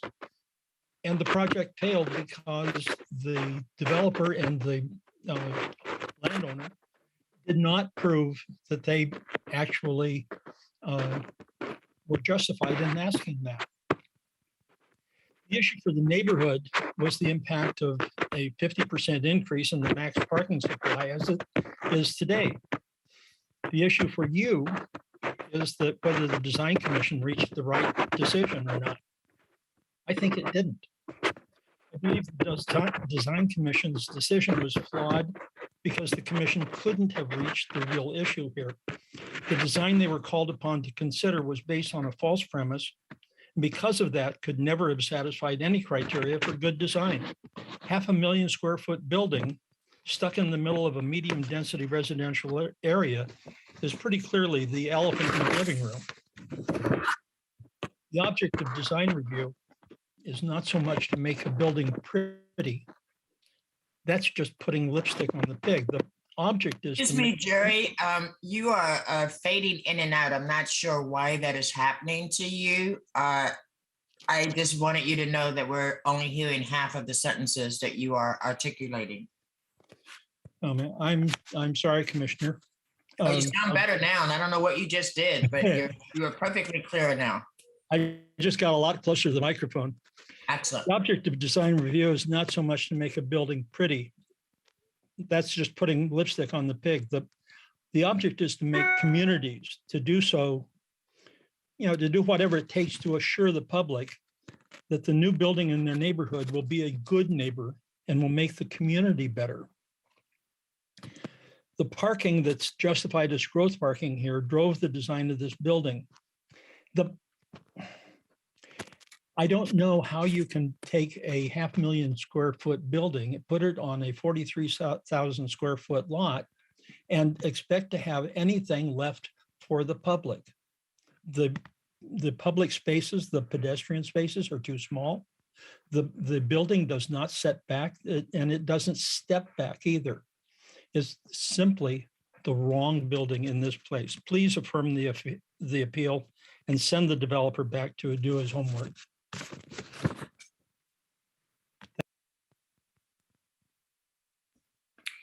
Next up, we have Bob Junduff, Sean O'Donnell, and Tina Wisinski.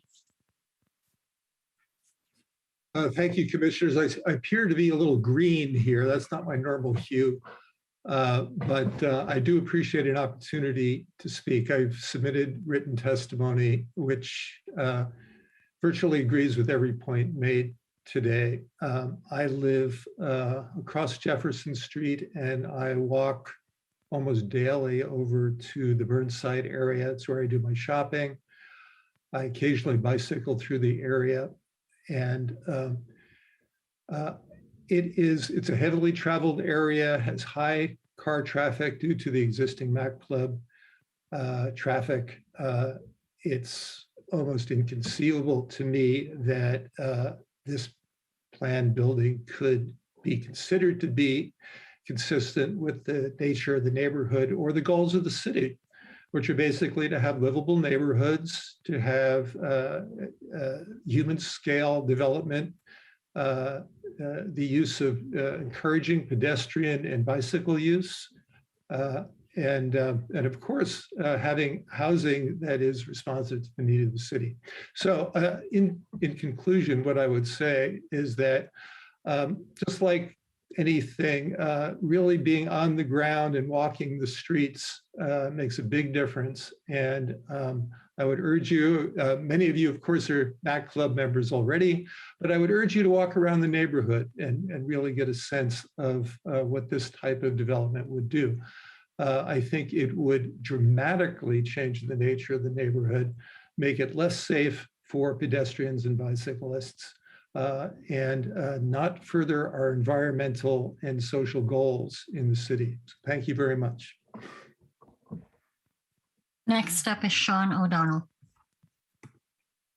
Thanks, Keelan, and hello, Council. Thank you for this time. My name is Sean O'Donnell. I'm a resident of Goose Hollow. Probably don't need 3 minutes here to reiterate a lot of the points that my neighbors and what our council has already presented on this development. But I think it's clear that the Design Commission has been taken advantage of by this developer, by Mill Creek, and their proposal. As stated in our appeal, the interpretation and the application of the growth parking code has been misinterpreted entirely, and the Design Commission was in no way prepared to address or able to address this misinterpretation. The applicants argue that the parking is commercial and can be allowed under that growth parking code, but as we pointed out, that comes at contrast to what preservation parking is, which is really what they're asking for and does not fit. Further, though, right beyond this, we're talking about this misinterpretation having knock-on effects that the Design Commission couldn't address. They're not in a position to address. They talk about the design itself. But there are significant impacts here, right? We're talking about massing that's incongruent with the rest of the community, a deadening of the Main Street corridor, and significant congestion issues. Mayor Wheeler, Councilor Rubio, you've both admitted to being MAC members, and I think you could both probably admit that when you try to get to the MAC during rush hour, during that 3 to 6 p.m. window, it's tough. And I think that it's pretty clear looking at this that the traffic that will come here will exacerbate this issue. I see Bob Haley's on here. Hi, Bob. You were at the January 7th Design Advice Review where you stated that from a PBOT perspective that this would not be an issue, shouldn't be a problem. I think the community here largely disagrees with that entirely. I'd love to hear what Bob's take is on that and why he thinks PBOT doesn't need to take a traffic study or look at increasing pedestrian safety. But please don't make a mistake by denying this appeal. You should listen to the community and understand that these issues are greater than just some NIMBY NIMBY issues, right? This basically represents a situation where there's a precedence here where developers can come in and take advantage of your commissioners for unneeded developments at the community's expense. This developer, Mill Creek, is from Texas. So how do we feel about having a Texas developer coming here and telling us what developments we should have and for what purposes? I think the council here should take that seriously and look at that. I don't think we want Texas businesses dictating how Portland should grow and develop. I think that's a problem. This housing won't improve the neighborhood and doesn't materially address any housing shortage. As we talked about, there's no significant housing here for lower class or Section 8 housing. It doesn't really address those deeper issues that we've seen as at the core of the housing crisis. Lastly, the MAC is a city club. Why are we, as a city and as a community, entertaining building parking spaces for a city club? Why are we treating them like a Beaverton or Tigard club and trying to build more parking for them? They're a city club. They should stay in a city and use those parking infrastructure that's already there for them. Thanks for your time. Appreciate it. Next up, we have Tina Wisinski. Hi there, I'm Tina. Many of you know me or have seen me testify in the past. I'm the president of the Stadium District Business Association, and I testified last time where I was also publicly vilified and called out by a Goose Hollow Foothills League member for being pro this project. But I have many reasons why I and the Stadium District Business Association are pro this project. And I will read my testimony to you if that's okay. Dear Commissioners and Mayor, the Stadium District Business Association offers full support of the Block 7 Madeira Main project and urges the Design Commission to approve the proposed design, and we urge you today to ignore this appeal. As residents and business owners in the area, we feel this project supports the growth of the neighborhood and positively impacts the community. It is in line with the city's plan to increase density while being mindful of the minimal impact to the surrounding area. We see increasing residency and parking as an asset to current and future businesses and the overall vitality of the community as a whole. We believe all criteria have been met to move forward, and in particular would like to highlight the following. The city adopted the 2018 code amendments for the Central City to invite and encourage the project that is before you. The project is within its permitted height and density allowance, and it proposes a design that presents complementary and compatible frames to the neighborhood in a high quality design that reflects the permanence and context of the community. This project will bring more residents at a variety of income levels into this established mixed-use neighborhood, further supporting the rich multimodal retail, entertainment, office, and educational destinations, such as Lincoln High School, Providence Park, Goose Hollow, and the Stadium District retailers, and the MAC. The shared parking plan will allow a highly efficient use of parking spaces, meeting the demand of the project as well as the other uses in the neighborhood at a low parking ratio while reducing street parking impacts. We recognize that this project has been long awaited, and we urge you all to please end this ridiculous appeal. It's unfortunate. And when people talk about the MAC being a city club, I'm not a member of the MAC, but I go to the MAC for meetings. It's a community. It's a place where people from the community, whether you're a member or not, are often invited. And now they have a very hard time getting guests or anybody there to be able to park. It's a big struggle. And so do all of our businesses. Some people want to get a massage, or they want to go to the chiropractor, and they have to plan for hours in advance, especially with all the construction we have. So none of these problems are going away. The one thing about this project that people are forgetting is that Goose Hollow is filled with buildings that have studios, 1 bedrooms, and 2 bedrooms. This is the first project in years that's actually offering a few 3-bedroom apartments. So if you have 1 or 2 children of opposite sexes that might want their own room, or maybe you need your home office because of COVID, you actually have a chance at a 3-bedroom unit. They're not. Excuse me, Mayor, I just wanted to do a check. I believe the last speaker was speaking in favor of the proposal, and we were still taking people who were supporting the appeal. Have we concluded people who are supporting the appeal? I'll turn that over to Keelan.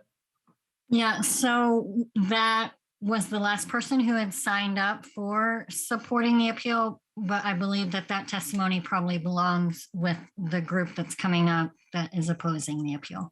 Okay, well, let's take that then as testimony in opposition to the appeal. I believe that was clearly Tina's point, correct? Tina, she's giving me a head nod, yes.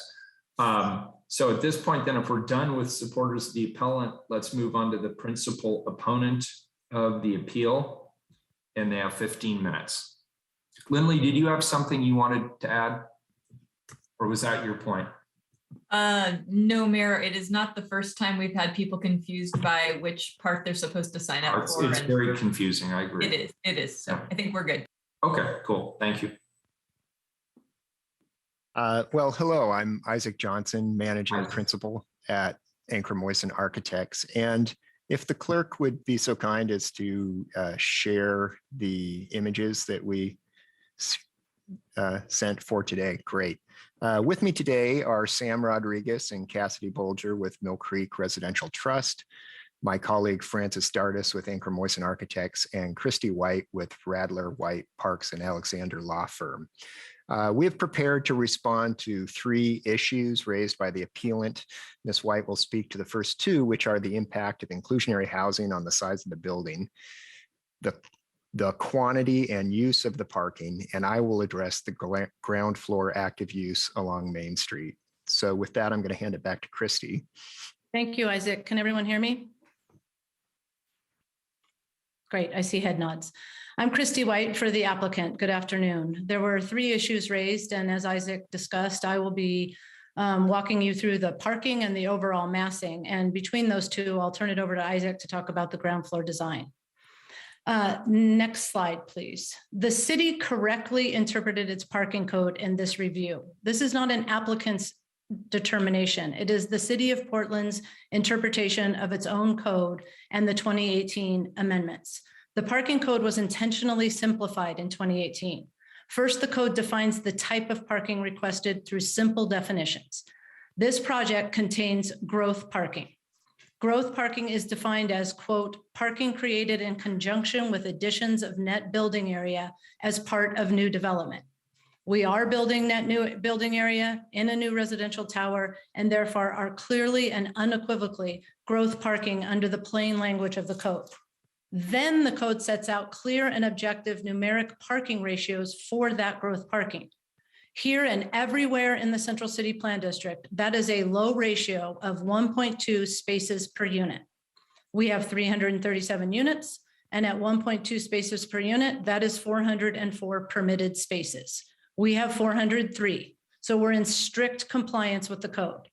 Then What's most important here is the code prescribes how those allowed spaces can be used.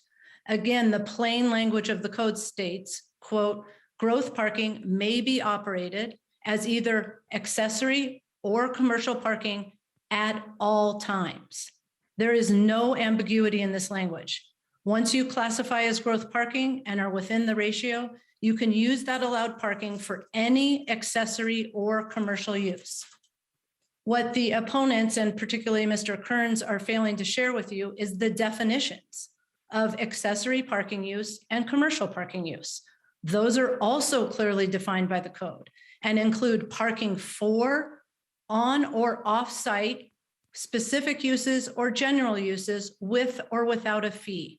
They are broad definitions of accessory and commercial parking, and therefore this growth parking can be used for any use that fits those definitions. There is no further restrictions in the code. What is the purpose behind this operational allowance? Well, that is simple too. The city wants to incentivize the efficient use of parking. Once it is built at the allowed and low ratio, the code encourages multiple uses of that parking to prevent the overbuilding of parking. So actually the opposite of what the opponents think is going to happen here will happen and will be encouraged by the code. This is what this proposal accomplishes. And that is why the city has not wavered in 2 years from its interpretation of the code in this case. It is also not hard to imagine how well that will work on this site. We have 404 spaces that are allowed just for residential use. Instead, we are building 403 spaces and sharing those spaces with other sites in the area that generate that demand. Within 1 to 3 blocks of this site sits the MAC, Providence Park, and Lincoln High School. Much has been made of these spaces being reserved for the MAC. They are not reserved for the MAC.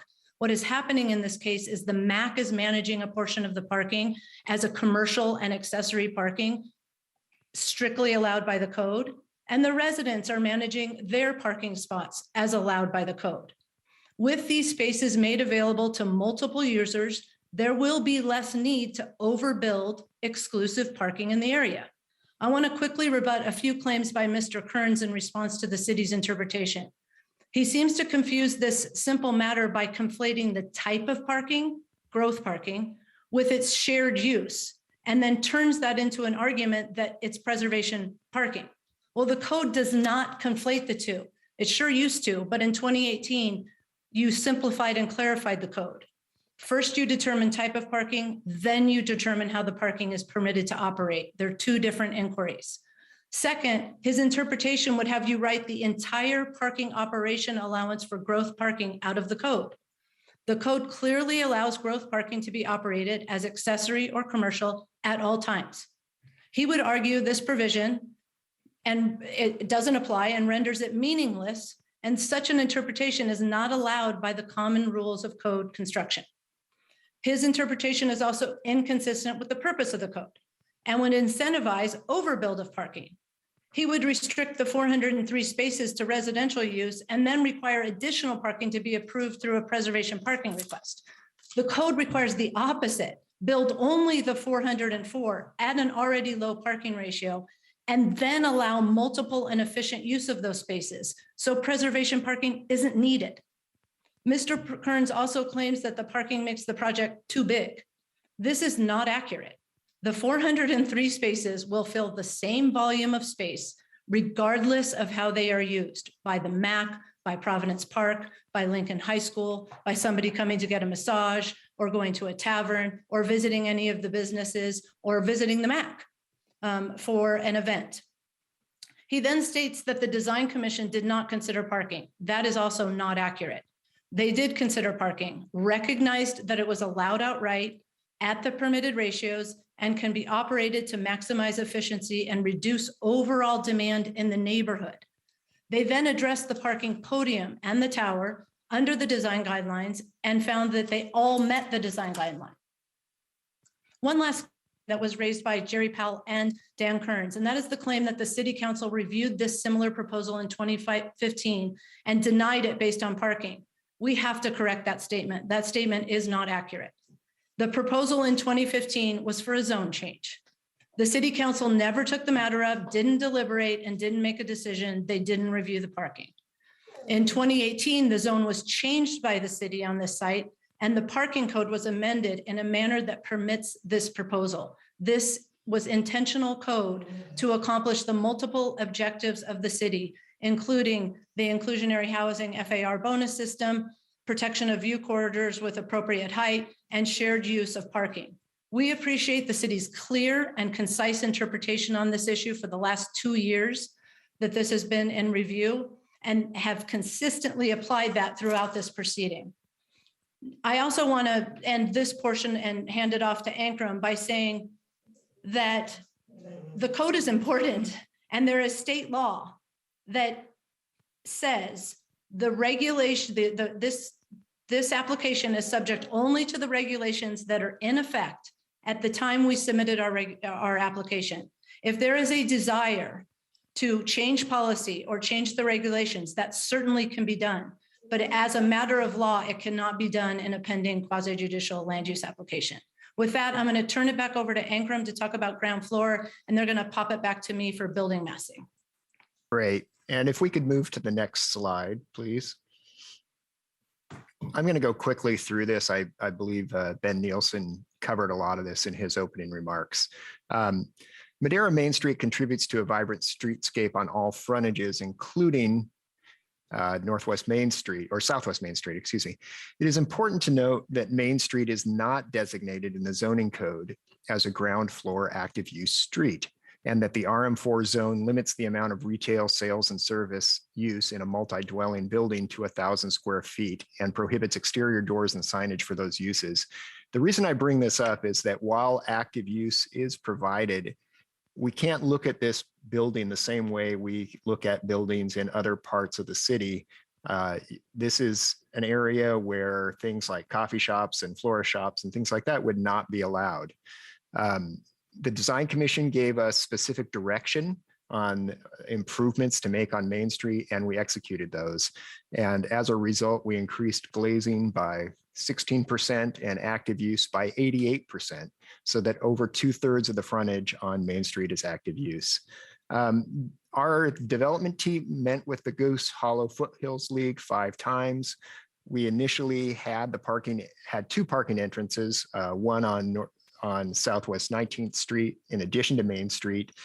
We consolidated to one entrance along Main Street opposite the Mac Garage so that it would have the least impact on neighboring residences.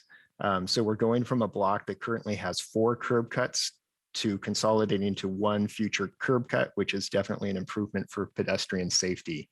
In the end, the Design Commission agreed with these moves. We were approved with 4 out of 5 accepting votes from the commission. Next slide, please. And this is a view of that frontage on Main Street. You can see the parking entry in the middle of the block. Going to the next slide, we had prepared a video. I'm going to skip over that in the interest of time and actually hand this back to Christy. So please advance maybe 2 slides from here. Thank you, Isaac. We can click, here we go. Perfect, thank you. On building massing, the claim is that the building is too big, or as Mr. Kearns claims is, quote, eye-popping. First, the building is within the allowed density and height. The density and height were part of the city's 2018 code amendments and discussed and approved at that time. And what's interesting, if you look at that slide here, actually our height at 175 is some of the lower heights in this area of Goose Hollow. As you can see, Lincoln High School has 250 feet, the stadium 225, and to the northeast 325. So to claim that 175 feet in this planned density is eye-popping is not consistent with the code. Second, the building, and you can flip one slide. This also shows you what the context of the area looks like with the MAC, the Legends condominium. That is the development superimposed between Main and Madison 20th and 19th, showing its context. Next slide. You can also see the context here, where you see in the foreground Providence Park and the related new buildings at Providence Park, and in the distance and in the surrounding area, the building placed within that context. Next slide. I think what's important here also is to recognize that the building earns the 3-to-1 FAR for inclusionary housing. There will be 14 3-bedroom family units at 60% MFI, and all are nearly 1,100 square feet. There is one affordable housing studio. To suggest that this project is too big is to suggest that we should not have a 3-to-1 bonus to incentivize inclusionary housing. And that position is simply untenable. It is also not too tall by any read of the code. It is 175 feet as allowed by the code. And for context, you saw that the property immediately adjacent is 225, 325, and 250. So to suggest that our lower height of 175 is out of context or eye-popping is just plain wrong. On this point, the Design Commission was quite clear, and I think it's important to look through these quotes. These quotes on this page are from Commissioner McCarter, talking about how well this property responds to the residential character of the area, how the provision of a townhouse-style podium adjacent from the Victorians is a better response in this neighborhood than some of the other taller buildings that currently exist in the neighborhood, and that it has a very strong response to the public realm, which is contrary, of course, to what you heard in some of the testimony. This project is set back on almost every facade at the ground floor with open landscape and park area, plazas, and there are certainly, I think it was Mr. Powell who said there are no step backs or setbacks. That is absolutely not accurate as to this design. There are significant step backs and setbacks. And I think you can flip the slide. One other thing to mention here is that I don't think I've ever represented a design proposal that didn't require exceptions and modifications. This design proposal does not require any exceptions or modifications to the design standard or to the development standards. As Commissioner Molinar said, the scale of the massing is distributed in a way that really responds to the context.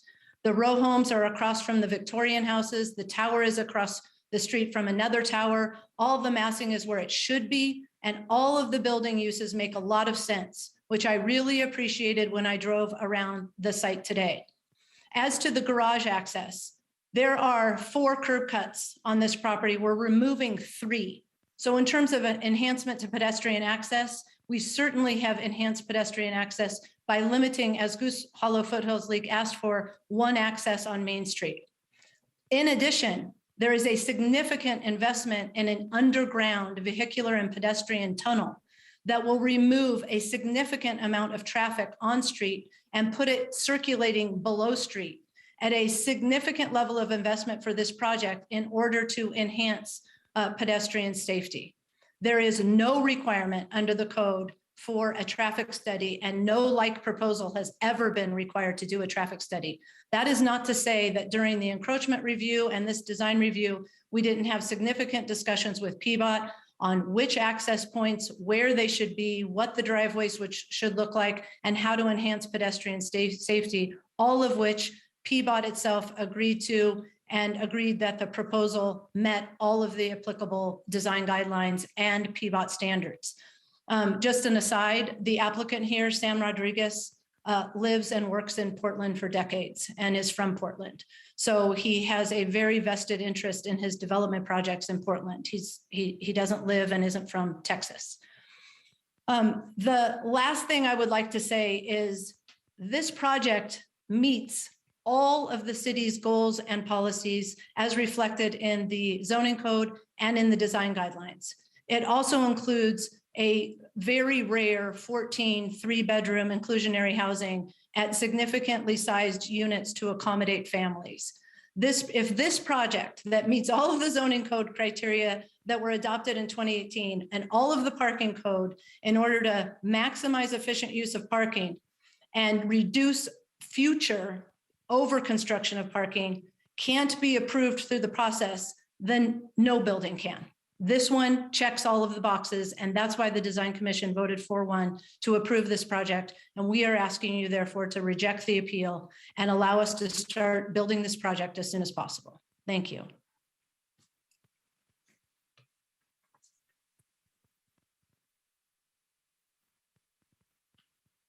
Commissioner, so Lindley first, then Commissioner Hardesty. So Mayor, there are a couple of procedural things I just want to jump in on. It appears that one person who was supposed to testify wanted to testify in support of the appeal. They did not get to do so. So I'm going to recommend that they be allowed to do so. But if the applicant needs or requests the opportunity to respond to that, we need to let them do that very briefly.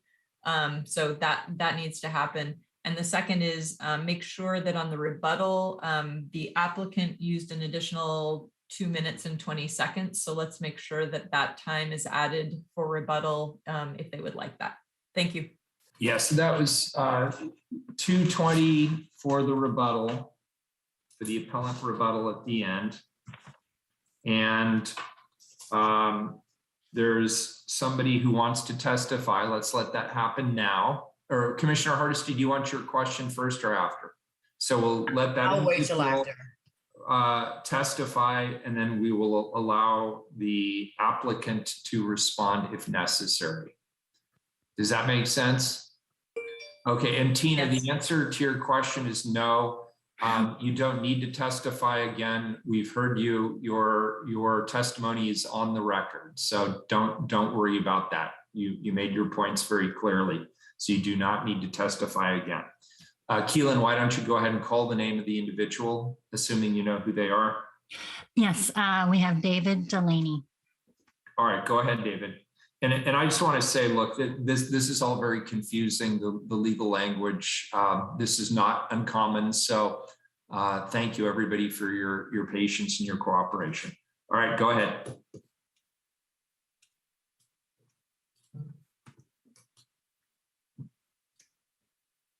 David, it looks like you're muted.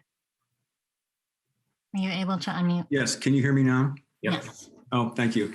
And am I able to share my screen in a moment?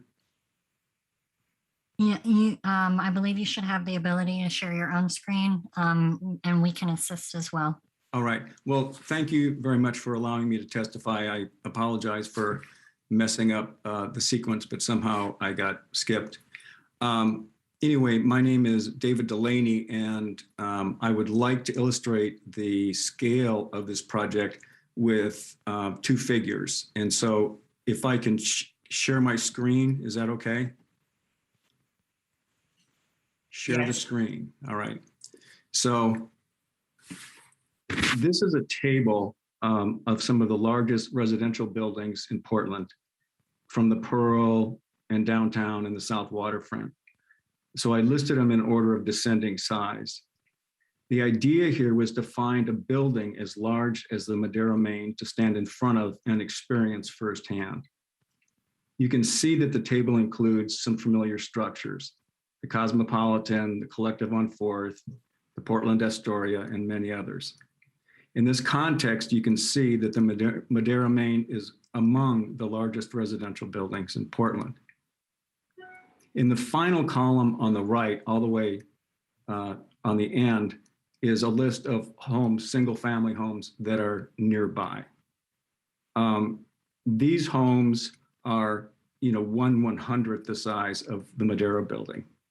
And other structures that are in the same size class as the Madera Main, which you can see, they don't really have nearby single-family homes. I just wanted to bring that to your attention.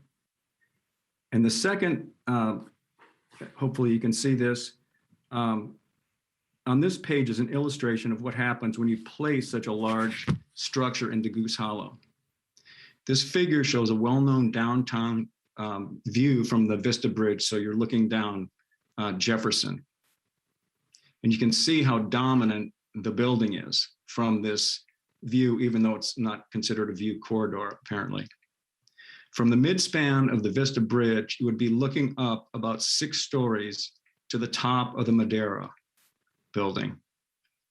It seems so disproportionate as to be disqualifying. And thank you for letting me go. That's all of my testimony. Thank you, appreciate it. Chair, I'm sorry. I'm sorry. Ahead, I'm sorry to interrupt. Apparently, somebody who, for technological reasons, dropped off before also wanted to testify, and I'd recommend we let them testify and then let the applicant respond if desired. Thank you. Yeah, go ahead. Yeah, so it's James McCluskey. All right, welcome, James. James, you're muted. Did you plan to testify today?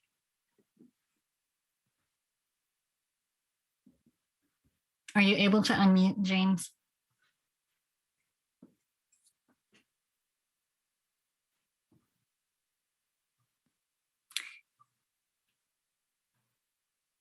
We'll try to get in touch with James to see if they wanted to testify, if we wanted to move on for the moment.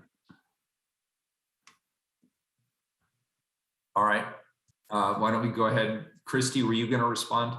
Sure, just real briefly, thank you. All that I need to say there is that the view corridor issue was resolved in 2018, and the heights, as you asked about, Mayor Wheeler, were selected to protect the view corridor. So the 175 feet is allowed as protective of the view corridor. The only other thing I would say is we can compose massing diagrams of the entire Goose Hollow neighborhood based on what will be the allowed base and bonus height, and you're going to see projects that are significantly taller than the project that we're bringing to you today. I think the most important thing about the zoning code is that it creates certainty for both neighbors and for developers, and the certainty here is that we're permitted to build to 175 feet if our project meets the design guidelines. Thank you. Yeah, thank you. Commissioner Hardesty. Thank you. I heard the proponents of this project say that the parking would be shared with a multitude of users. Tell me more about this multitude of users. Sure. And how they will have access to these parking spots. Sure, and I might need Ankrum to walk you through the access gates and how they work. But in terms of the multitude of users, thank you for that question. So the multitude of users include all of the residential users of the building who can also use their parking space for multiple other users off-site.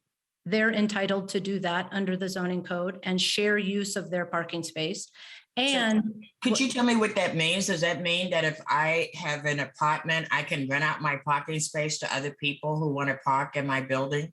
You can make arrangements for multiple use of your parking space, yes. And that's what the code allows in order to maximize the efficient use of built and underground parking in order to preclude and at least reduce future parking development. And then as to the MAC, I think one of the interesting questions, and it might be just maybe language that we're using here, the MAC will manage a certain number of parking spaces in this garage.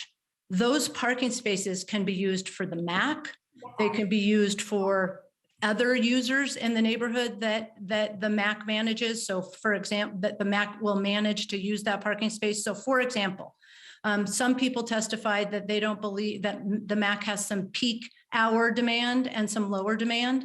The MAC could decide, and there's nothing in our land use application that precludes the MAC from letting Providence Park use those spaces during Timbers games or Thorns games, or letting Lincoln High School use it during a football game. I'm sorry, you're really not answering my question. You're telling me what's possible. What I'm asking you is what this proposal is recommending will happen in these parking spaces. You're telling me what, the world, the universe is possible. That's not what I'm interested in. Okay. If we build these 403 spaces, you're telling me that the individuals that live inside and in the MAC Club will be renting spaces out for other uses to other individuals. They are permitted. It's legal under the law as we have proposed it. Is that accurate? That is accurate. And Okay, so thank you. you're asking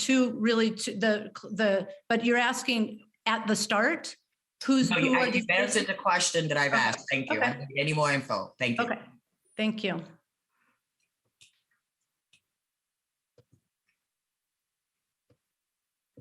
Thank you, Mayor. Thank you, Commissioner Hardesty. And Keelan, did you have any luck with that last individual who wanted to testify? No, Mayor, I think they dropped off the call. Okay, so I think we are now at other opponents of the appeal. Is that correct? Lindley, is that where we are on the program, or did I miss one? Yes, Mayor. Okay, so are there other opponents of the appeal? Yes, we have one person signed up, All right. Micah Perry. Okay, good. Welcome, Micah.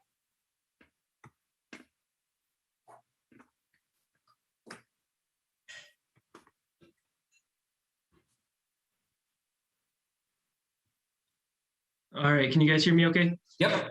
Great. Good afternoon, Mayor Wheeler and City Commissioners. My name is Micah Perry, and I'm a resident of Goose Hollow. I'm here today both on behalf of myself and Cascade Policy Institute, a nonpartisan Portland-based think tank.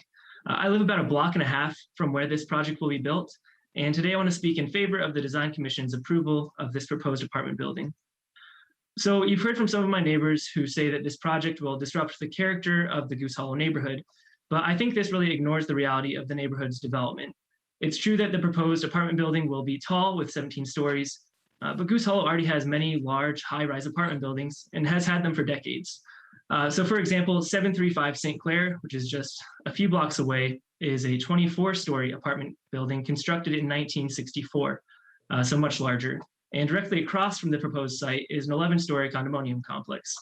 Both of these structures sit on land with the same RM4 zoning as this project. And there are plenty of other complexes that stand over 10 stories tall in Goose Hollow, like Goose Hollow Tower, which is 16 stories. So to say that this building does not quote unquote fit in with the neighborhood is clearly not true. This site also sits within blocks of multiple MAX stations. And the purpose of light rail, we've been told, is to allow for this very sort of high density transit-oriented development that this project represents. So if we don't approve this type of transit-oriented development, I'm just curious what we spent hundreds of millions of dollars on the light rail for. Goose Hollow is a great place to live, and I chose to live here. Without high-rise apartments like this project, I myself would likely not be able to live in the neighborhood. And it's true that the construction will be noisy for me and other neighbors, and the streets will become more crowded, but cities are noisy. You know, a lot of people live here. Goose Hollow isn't some remote, quiet suburb, and I firmly believe that those who will move into the new apartment complex have just as much a right to live here as myself or anyone else. As you're aware, Portland is in the middle of a pretty serious housing crisis, and the only real solution is to increase supply. This project will add over 330 desperately needed units of housing to our city at zero cost to taxpayers, no less. So if we're serious about overcoming this housing crisis, which I'm sure you all are, projects like this should not only be approved, but encouraged and expedited in any way possible. So for these reasons, I ask that you uphold the Design Commission's decision to approve the application and let this project move forward. Thank you guys for your time. Thank you. All right, so with that, we will go on, and that completes testimony. Keelan, is that correct? Yes, that's correct. All right, we'll go on to the appellant rebuttal. 5 minutes plus an additional 2 minutes and 20 seconds. So up to 7 minutes and 20 seconds. If you could set the clock for that, Keelan. Yes, I will. Thank you. Thank you. Hello. Hi. Second here. There we go. Hello, for the record again, my name is Daniel Cairns, attorney for the appellants Goose Hollow Foothills League. Let me respond to a couple of the points that the applicant raised here. First of all, Ms. White said there's no ambiguity in the code. I think if you take one provision that the applicant is relying on, I think that does have ambiguity in it. But also, if you look at the entire code section we're talking about, 33-510-261, take a look at that. And if you include in it these other categories, particularly preservation parking, it seems very clear that there's a considerable amount of ambiguity that warrants interpretation by the city council. And as you interpret your city code, you adopted it. The commentary that you adopted with it, I've included a copy of that with my memo. That informs your understanding of what those code provisions mean, as do the underlying TSP policies that I recited to you. They're in the policy section of the TSP, page 31, dealing with parking management. And they talk very clearly about what the objectives are, what the purpose and policy of your parking management are. So with all due respect, this is not clear and objective. Clear and objective are setbacks, are dimensional things, whereas which category does this parking fit into? That has got a lot of ambiguity. Plus, we take this application as the applicant described it, that these 225 spaces will be dedicated to exclusive use by the MAC. And I suppose the MAC would, turn it into a commercial parking lot, but I doubt it. I doubt it. And if you have any lingering doubts in your own minds, then impose a condition. If you think if this is what the applicant wants, then impose a condition that this is not dedicated, this is not accessory to the MAC club, that it's open commercial parking. I mean, what's left in this development are 337 units to share 178 spaces. And I just can't believe when Ms. White says, oh yeah, these people will be renting out their car spaces. People who live in this building are not going to have a car space. 337 units, some of them 3-bedroom units, sharing 178 parking spots. Guess what? They're not going to have a place to park, much less a space to rent out. These are very disingenuous arguments, but also it goes to your authority is to decide whether this use is allowed in this zone. Reasonable minds can differ about the pedestrian aspects and aesthetics of the streetscape, but the way they've configured parking here, we take it as they proposed it. It doesn't fit the categories. If it fits preservation parking, I don't think preservation parking assumes that it's stacked on top of 403 spaces. This has apparently 225 extra spaces that can be used for preservation parking. That's how the code works. That's when you talk about ambiguity, that's how your code describes what preservation parking is.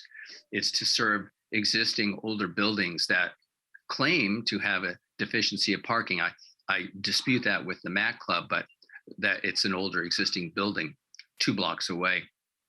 Also, I'd note your definition of commercial parking in 33-920-210 characteristics. Commercial parking facilities provide parking that is not accessory to a specific use. This is proposed as an entitlement to the MAC Club. And that is why it doesn't fit in the category of growth parking. That's all I have for rebuttal from my point. We have the land use chairman and other officers of the Goose Hollow Foothills League online, Sean O'Donnell and Scott Schaefer and Jerry Powell, who may have additional comments as well. Thank you. Thank you.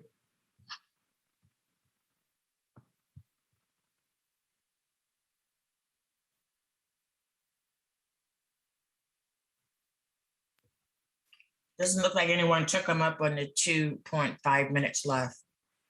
All right. Either of you guys want to say anything else? Apparently not. Okay. So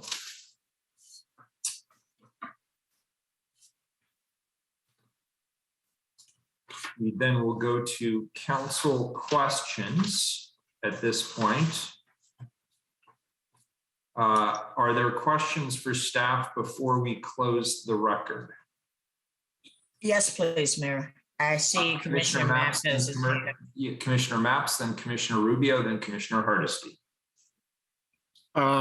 This question is for staff. Could someone explain to me the difference between growth parking, preservation parking, and explain to me why this project is one or the other?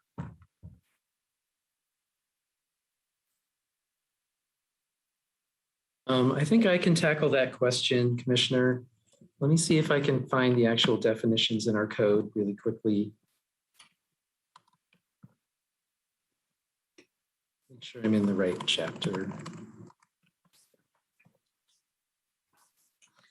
So I don't know if it'd be helpful for me to share my screen or if just read it out loud. Can you share your screen? Just Yes, absolutely. So right here in just at the start of code section 33.510.261, which is parking billed after July 9th, 2018, it goes into description of types of parking. And it lists that there are 3 different types of parking. Number 1 is growth parking. Number 2 is preservation parking. And number 3 is visitor parking. And I'm going to just zoom in a little bit. So it says growth parking is created in conjunction with additions of net building area. And net building area is added as either part of new development or by adding floor area to existing development. So in this case, we're looking at new development. This is a new building, and the parking is being created in conjunction with that new building. That is why the city interprets this as being growth parking, because it's being created in conjunction with this new building. Preservation parking, on the other hand, is created to serve existing buildings. The ratios for preservation parking are based on the needs of both employees and those who come to the building for other reasons, such as customers and clients. I don't think this description gets into how that would be created in terms of a building, but that would usually be built separate from a new development, creating new parking spaces, serving an existing development somewhere else. Does that answer your question, or just make it a little more muddy? It answers the question, and maybe some muddiness remains. So for the ratios for preservation parking, that depends on the building or the business that's being served, or is there a 1.2? Is there a specific number that's out there? So I honestly am not as familiar with the preservation parking standards, because it doesn't come up very often. But what the code says is preservation parking is allowed when approved through Central City Parking Review. Existing buildings with residential or hotel uses that have 0.5 or fewer parking stalls per unit or room are eligible to apply for preservation parking. I'm going to skip over the South Waterfront piece because we're not in South Waterfront. Other existing buildings that have fewer than 0.7 parking stalls per 1,000 square feet of net building area are eligible to apply for preservation parking. If the parking is created through internal conversion of a building, by excavating under the building, or by adding gross building area to the building, then the parking is regarded the same, or regulated the same as growth parking. That's what that section says. Okay, thank you very much.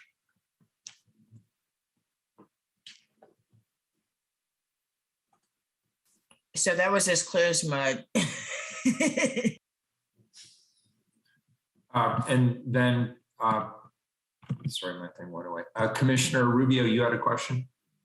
Yeah, so these definitions seem to be clear on the, or seem to be broad too on the use of parking. Can you talk a little bit about then what was the basis for the 2015 denial that has been referenced? The 2015, it was like Christy White said, it wasn't a denial. It was a case that was applied for in 2014 to change the zoning on the site, which at that time, I believe was RH. That zone doesn't exist anymore. That zone was replaced with the RM4 zone that exists today.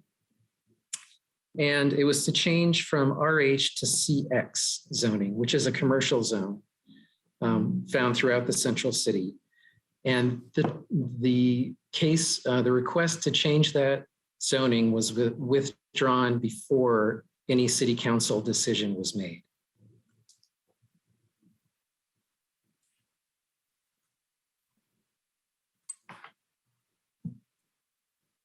And if I may, while you still have the Title 33 zoning up, jump in, unless, I don't think I jumped, Commissioner Ryan, did I? No, Commissioner Ryan's after you. I just wanted to make sure, Commissioner Rubio, did that take care of your question? Yes, for now. Okay, Commissioner Hardesty, then Commissioner Ryan. Thank you, Mayor. My question really has to do with, can you give me another example where the city of Portland approved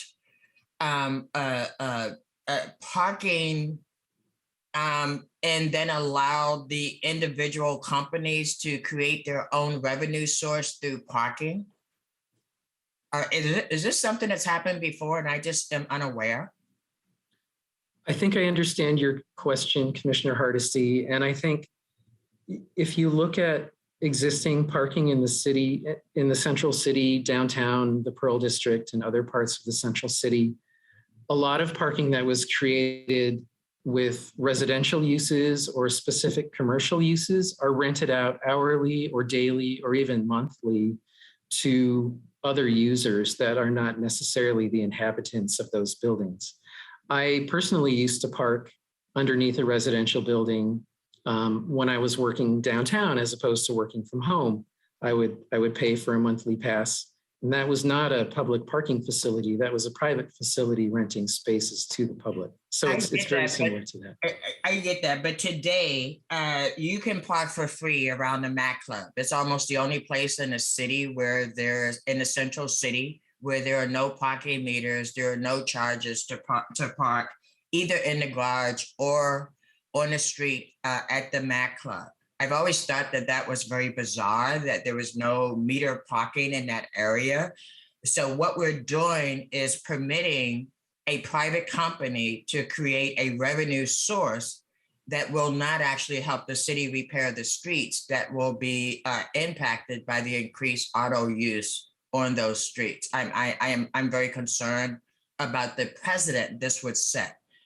We have a commitment to reduce vehicle miles traveled, and I don't see this proposal actually helping us achieve our climate mitigation goals or our goals around reducing the use of automobiles, period.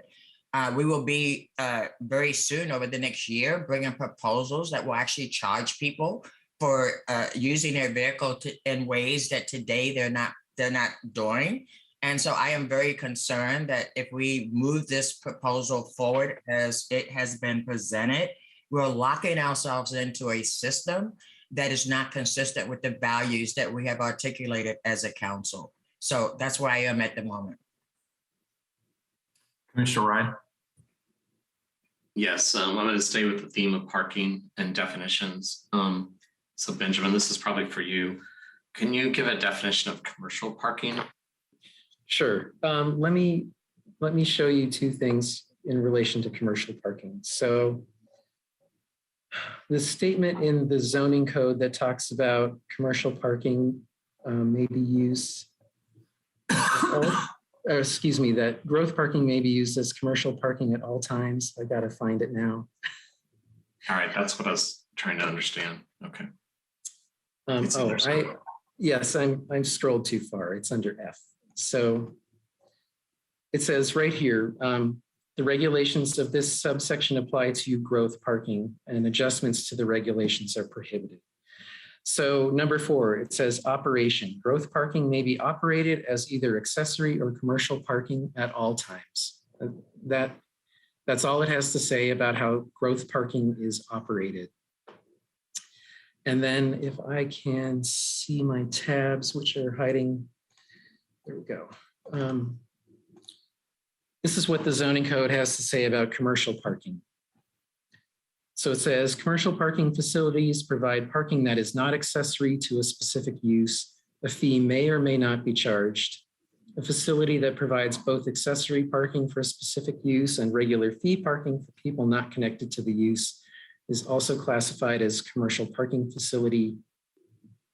And it gives some examples of what commercial parking looks like, and it includes short and long-term fee parking, commercial district shared parking lots, commercial shuttle parking, and mixed parking lots, partially for a specific use, partly to rent to others. So that's what the code has to say. That was helpful. Thank you. You're welcome. Commissioner Mapps. Benjamin, sorry to keep you on the hot seat. It's fine. I suspect some of the questions here, and indeed some of the debate that we're seeing today, is a product of the fact that this project seems to have maybe a hybrid, or the parking piece seems like a hybrid between growth parking and preservation parking. Is that a thing that we've seen before in development? Have we ever said, well, this parking structure, which will be part of this project, is 2/3 growth parking and 1/3 preservation parking? You know, Commissioner Mapps, I don't know the history of all of the parking that we've approved in the central city, so I don't think I can really answer that question the way you asked it, except to say that this project is growth parking and preservation parking are terms that define the creation of parking spaces and not the operation of parking spaces. So in this case, I think it is correct to say that the 403 spaces being created are growth parking. They're directly related to the number of units in the building. And then, like the code says, the operation of those spaces can be used either directly for use of the residents as accessory, that would be accessory to the residential use in the building, or it can be used as commercial parking, which you see on screen is really quite a broad category. Thank you.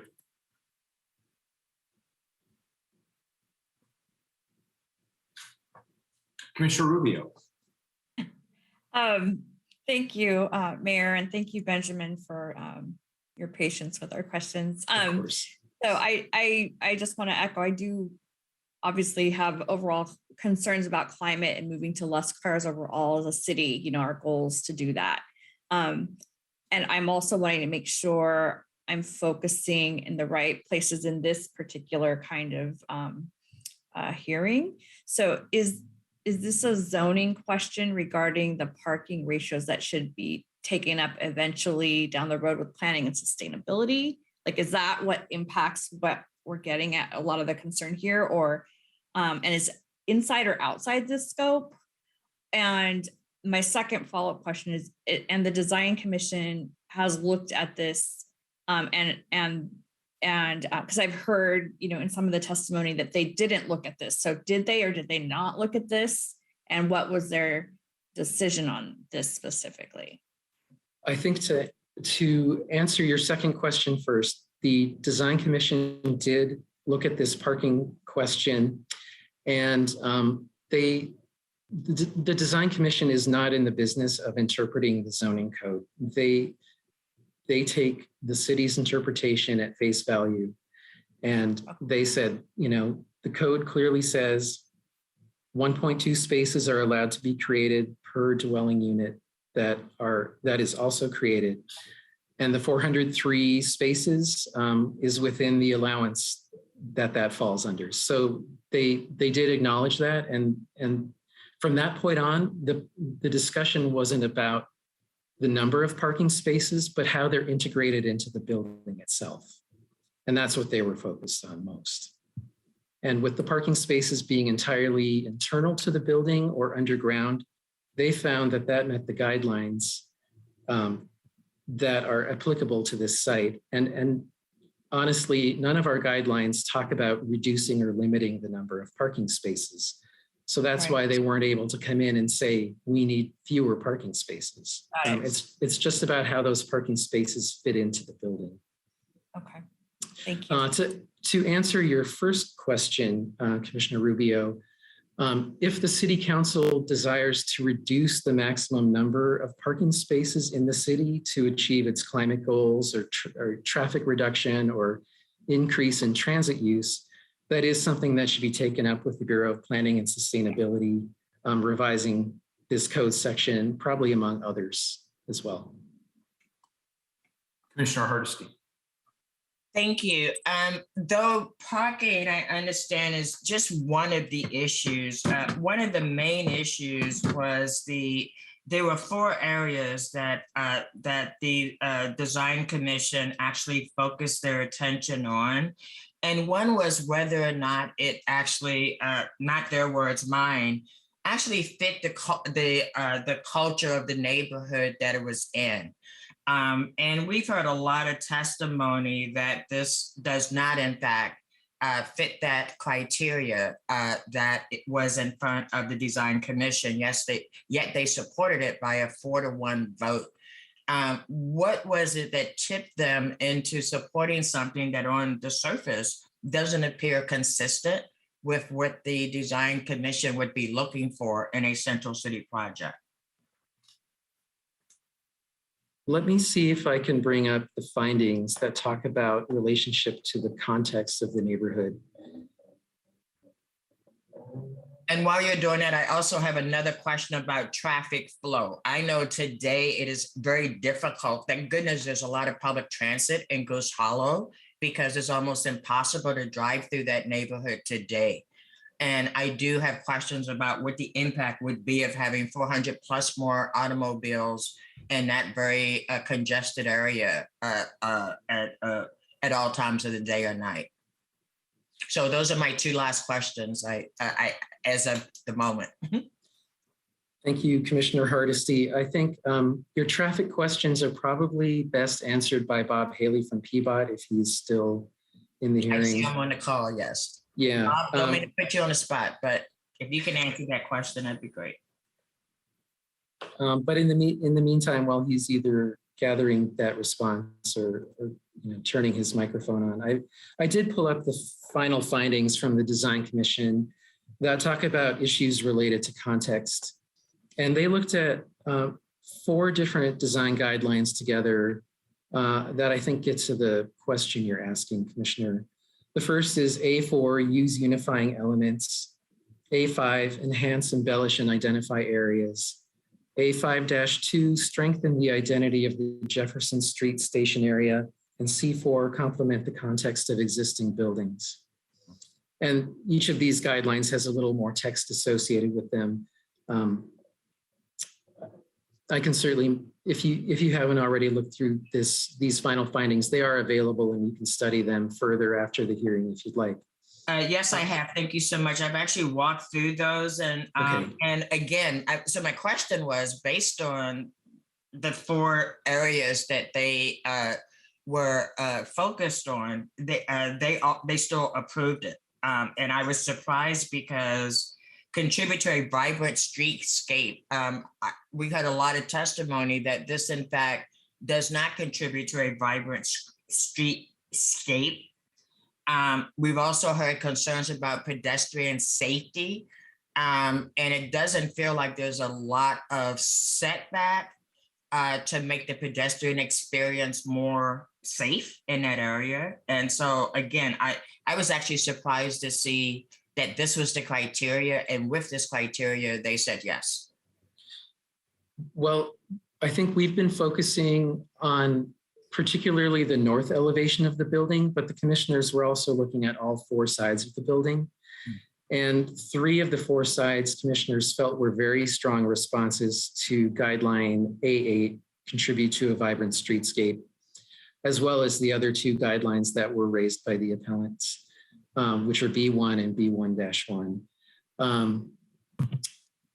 Even on the north elevation of the building, where the building is not as set back from the sidewalk as it is on the other 3 elevations, commissioners felt that it was sufficient to meet the guidelines, especially when taken into the entirety of the building as viewed from all different sides of the building.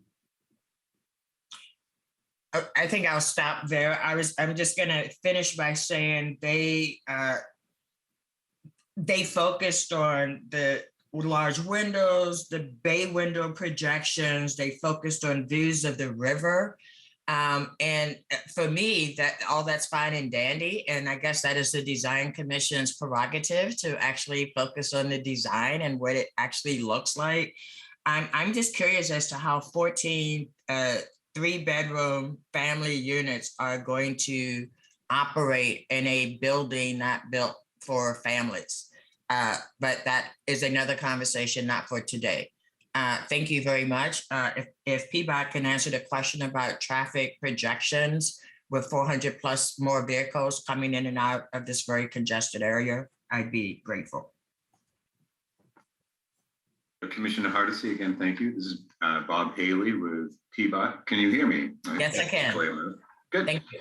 Well, I think it's been stated a number of times already during this that PBOT, we have no transportation adequacy of services approval criteria for a design review.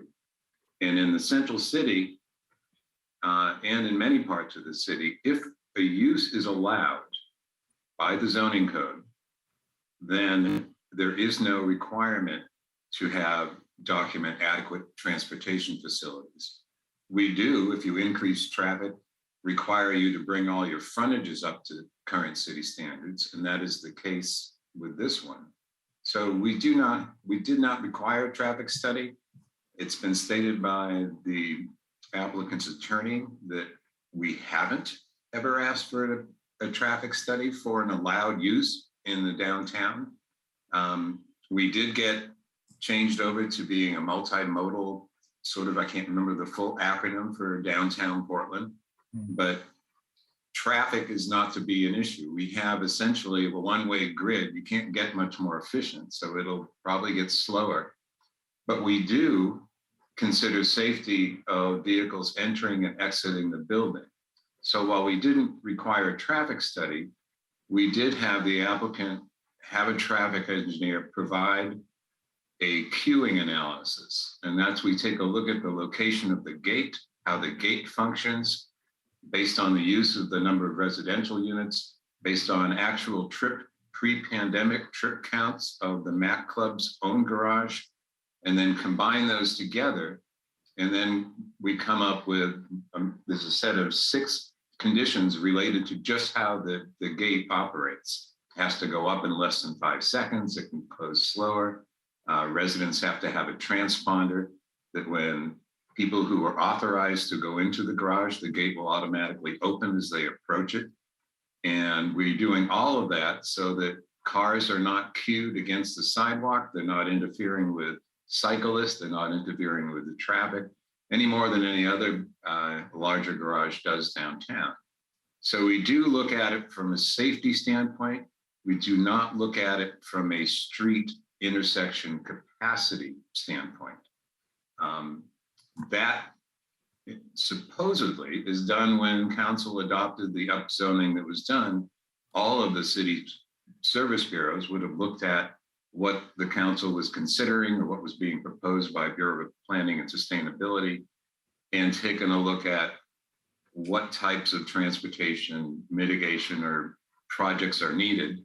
A lot of those make it into the transportation system plan. They make it eventually into capital projects when we get the funding for it.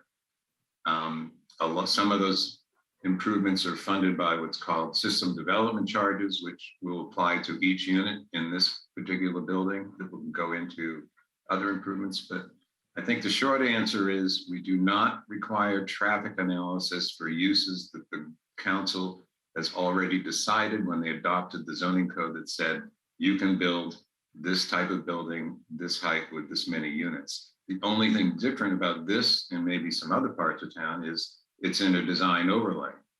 But we do have many of the good sized buildings going up with no traffic analysis and none is required.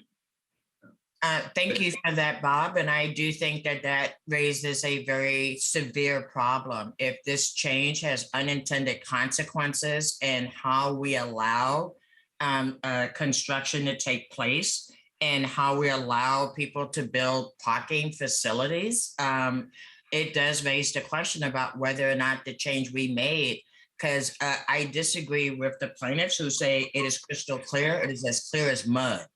And what I see is a development that's taking advantage of the mud, the clearness of mud, and trying to build this property. I would highly recommend that as a council, we send this back to the Design Commission and ask them to do some additional work to ensure that they have actually address the 4 core issues that they said they would address, because in my mind, they have not done so.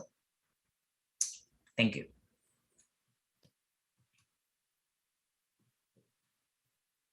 Very good. Any other questions at this point of staff?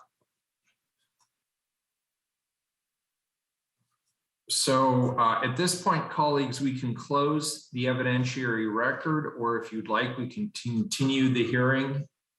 It would be my suggestion that we close the record at this time. Do I hear any objection to that? Not seeing any. Okay, so the evidentiary record in this hearing is now closed. That means the council will accept no more oral or written testimony on the land use appeal. Does this, Lindley, require a vote, or is it just done? It is done. Once you've declared the record closed, the record is closed. Okay, walk us through the next steps, please. So the next step is that council needs to discuss what they want to do. You've been given options by BDS staff. And if at the end of discussion, you believe have reached a place where somebody wants to call for a tentative vote or make a motion, you can do that. So the question I would have, I want to suss out a little bit what Commissioner Hardesty said earlier. It seems like a lot of the questions here are focusing on the question of traffic and parking. And Commissioner Hardesty is, of course, the PBOT commissioner. Could you give us some guidance in that regard, Lindley?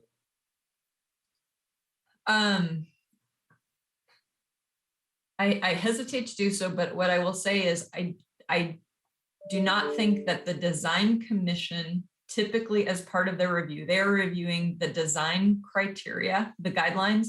They are not interpreting code regulations pertaining, development standards pertaining to parking or traffic. That would be, so, do I think there would be value to sending it if you had design questions, like you didn't like setbacks or you didn't like the way the building felt on the street? That would be something the design commission, if you felt like it was not quite hitting it on all fours with the design guidelines, that's one thing. I think the questions about the parking really are up to council to decide how the code goes. But again, that is my opinion. Council has discretion to do what it chooses to do.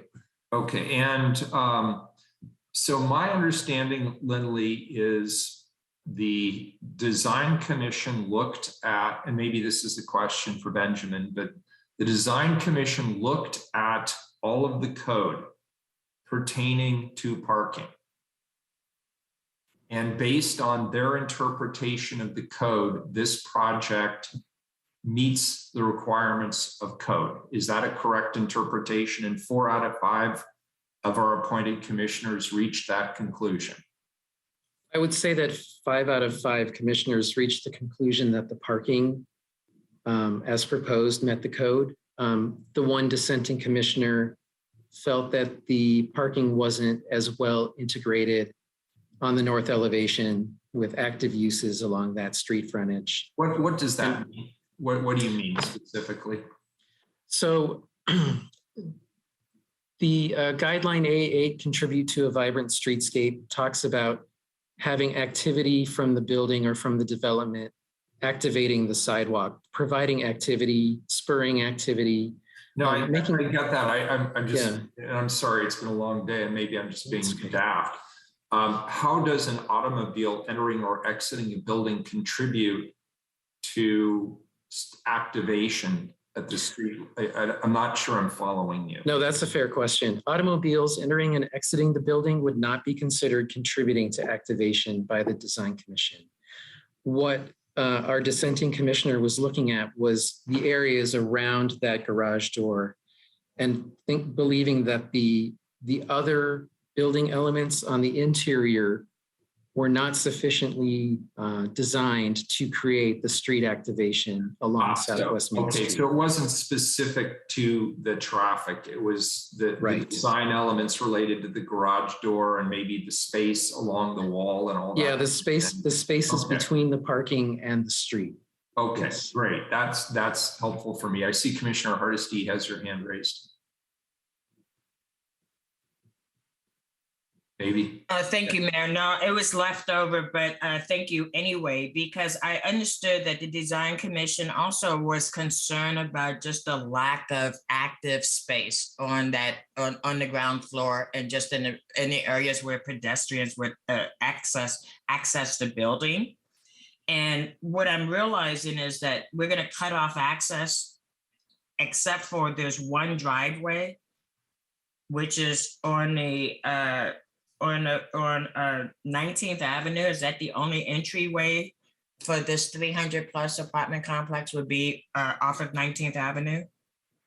Are you talking about a vehicular entryway or a pedestrian entryway? Well, I'm talking about a vehicle, since we've been talking a lot about garages and automobiles. The vehicular driveway is accessed off Southwest Main Street. Oh, Main, I see. Yes, it's in the middle of the block. A walkway entry off of 19th Avenue. That's right. And the Design Commission thought that that was sufficient setback for this area. Which setback are you referring to? The one on 19th or Southwest Main Street? The one on Main and 19th. Yes, all five commissioners, I believe, think that the setback on Southwest Main Street was actually really quite well done. Excuse me, Southwest 19th Avenue was quite well done. The one dissenting commissioner felt that the landscaping proposed on Southwest Main Street, which is in a much smaller setback, really wasn't sufficient to meet guidelines A8, B1, or B1-1. The other four thought it was. So I do see a missing piece in our approval process, especially when we give tax breaks for quote unquote affordable housing units. And the flaw is really around how do families live in single buildings, and what are the amenities that low-income families who are taking advantage of these affordable housing units, what do they have access to in these buildings? But that's a conversation that will continue with the Housing Bureau and Bureau of Planning and Sustainability, because I am always worried when you have 300 plus apartments for clearly people with resources, and you're going to put 14 low-income families into that unit. It does not feel like a very welcoming environment. But Mayor, to the point of the question about whether or not we want to send this back to the Design Commission, I think there's more work that needs to be done for this before this is approved, but that's my opinion. Happy to hear from others. Commissioner Mapps. Here, I think it might be helpful if Benjamin or Lindley could remind us of what our task before us today is. On the one hand, there is the question of whether or not this is the optimal project for this particular space, but I get the impression that is not the question I'm being asked to decide on. Instead, I think I'm being asked to decide on the merits of an appeal that were brought forth before us today. I saw four pieces to this appeal. One had to do with parking, and basically the question was, does this project mischaracterize the type of parking that we would add to this building? Is it growth parking or preservation parking? I think that's an ambiguous space, but I'm inclined to defer to staff that tells us that this is an example of growth parking. The other question was, does this project contribute to a vibrant street scape? The appellants say it does not. On the other hand, when I take a look at the tactics and tools we've used in the past to fulfill this requirement, this project seems to be very much in keeping with what we have approved in the past. The third question was, does this project reinforce and enhance the pedestrian system? Again, I don't know if this is the optimal way to enhance and reinforce the pedestrian system, but I would say that the solutions, the design solutions that have been baked into this project seem to be completely consistent with what we do all the time. And then we had the final appeal point brought before us today is The appellants say this is not a human scaled project. And I understand it's a really big building. On the other hand, we have a basket of tools to address that. This project seems to implement these tools and strategies. It still remains a large building, but this is how we deal with this problem or a situation fairly consistently with most design things. So while I completely understand why neighbors have concerns about this project, in the appeal that is before me today and that I am supposed to vote on, I don't really see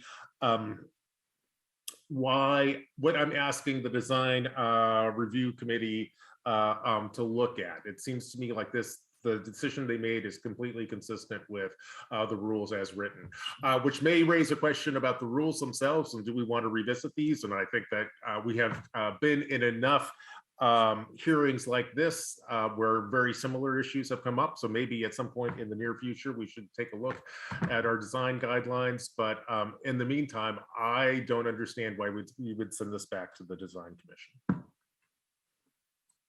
Commissioner Hardesty, did you raise your hand again? No.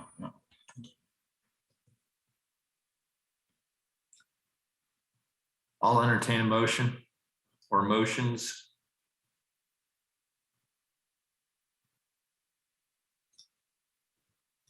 Commissioner Mapps, did you want to make a motion?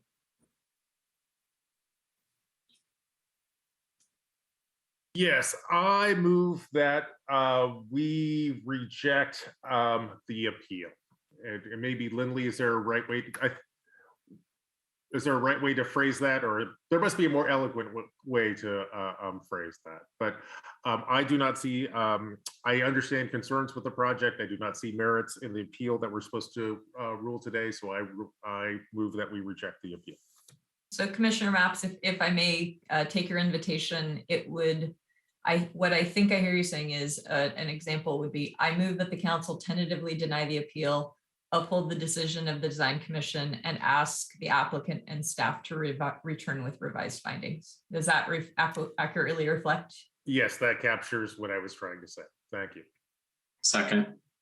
We have a motion from Commissioner Mapps, a second from Commissioner Ryan. Any discussion on this particular motion? Keelan, please call the roll. Mapps. First, I want to say I appreciate everyone's testimony today. Clearly, this is a project that folks care an awful lot about. I understand the neighborhood's concerns with this project. However, based on the design standards that I'm charged with ruling on today, I do not see a basis in code for upholding the appeal. And for these reasons, I vote aye. Rubio. I want to give my appreciation to all the parties that have been involved in this. Learning from this project has been really helpful for me. This project is being heard under a proceeding that's not really common for us as the council. It's a quasi-judicial body, so we have to follow the guidelines in place. And so as to the 2015 decision, I appreciate the clarification that's been given. It's my understanding after today that there have been changes to the code since 2015 that have created a higher degree of flexibility, which leads us to the parking lot question.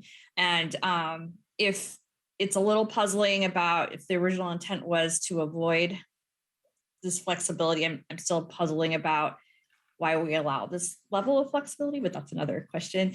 If my understanding is correct, again, we have to just focus on this question before us. So I appreciate that clarity. So for these reasons, I'm leaning towards the expertise and decision of the majority of the design commission as supporting this project. And also specific to the parking that all the commissioners of the design commission and staff are of the opinion that growth parking code criteria, which was something I was very much had a lot of questions about, that was met by this project. So that's significant to me.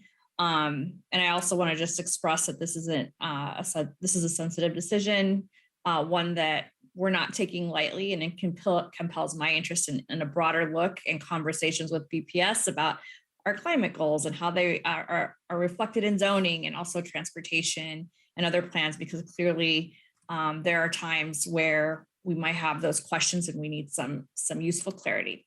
So for those reasons, I vote aye. Ryan. I really appreciate the comments I've heard from my two previous colleagues.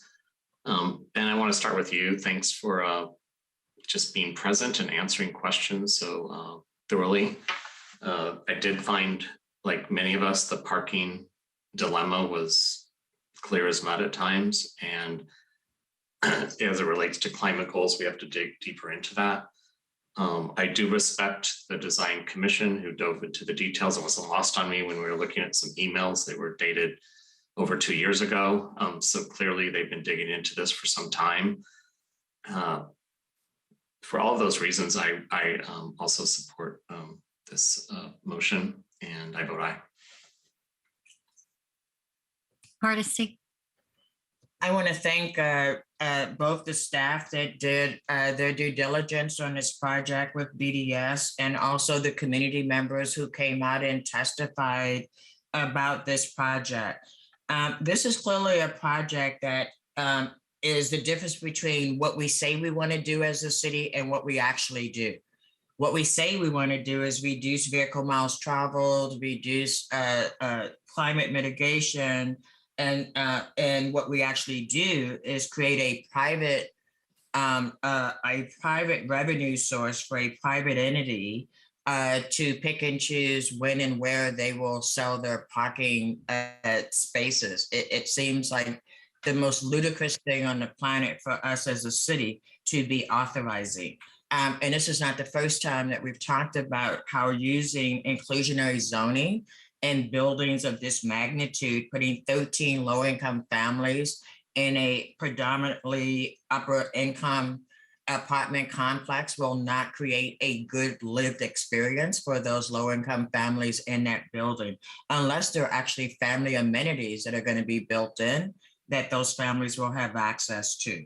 And those were not questions that were in front of the design commission.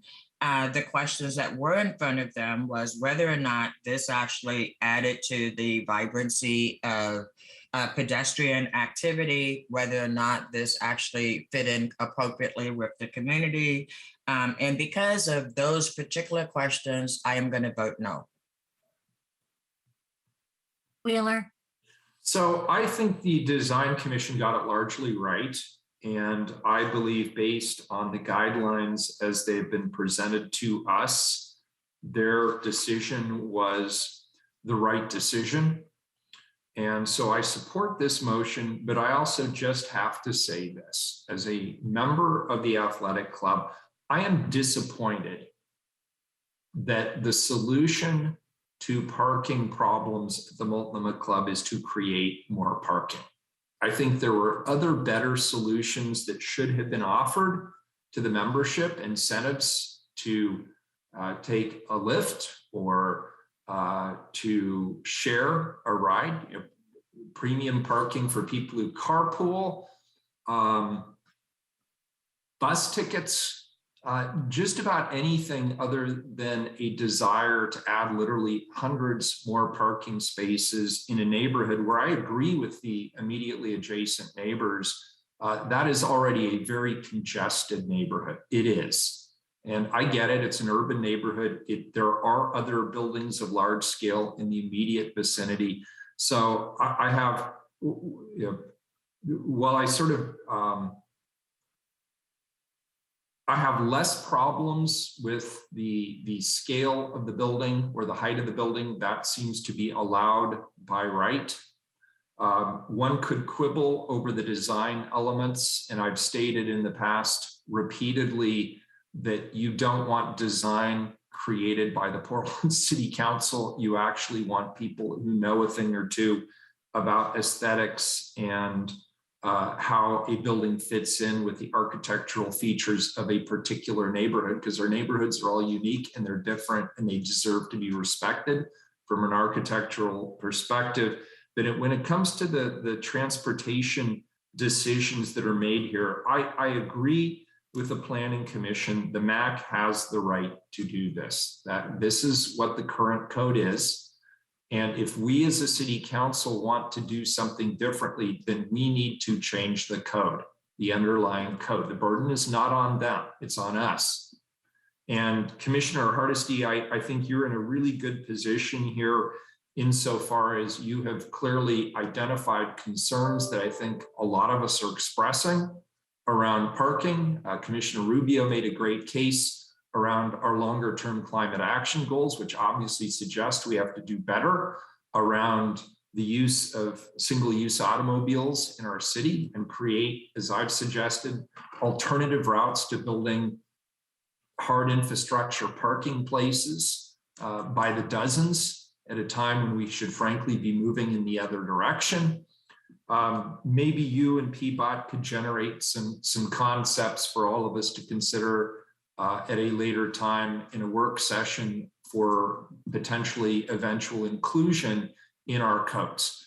I think that would be a good use of our time, particularly as this project highlights a lot of those issues for us.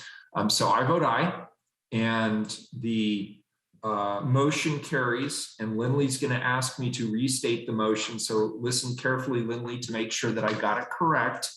The council has voted tentatively to deny the appeal and uphold the decision of the Planning Commission.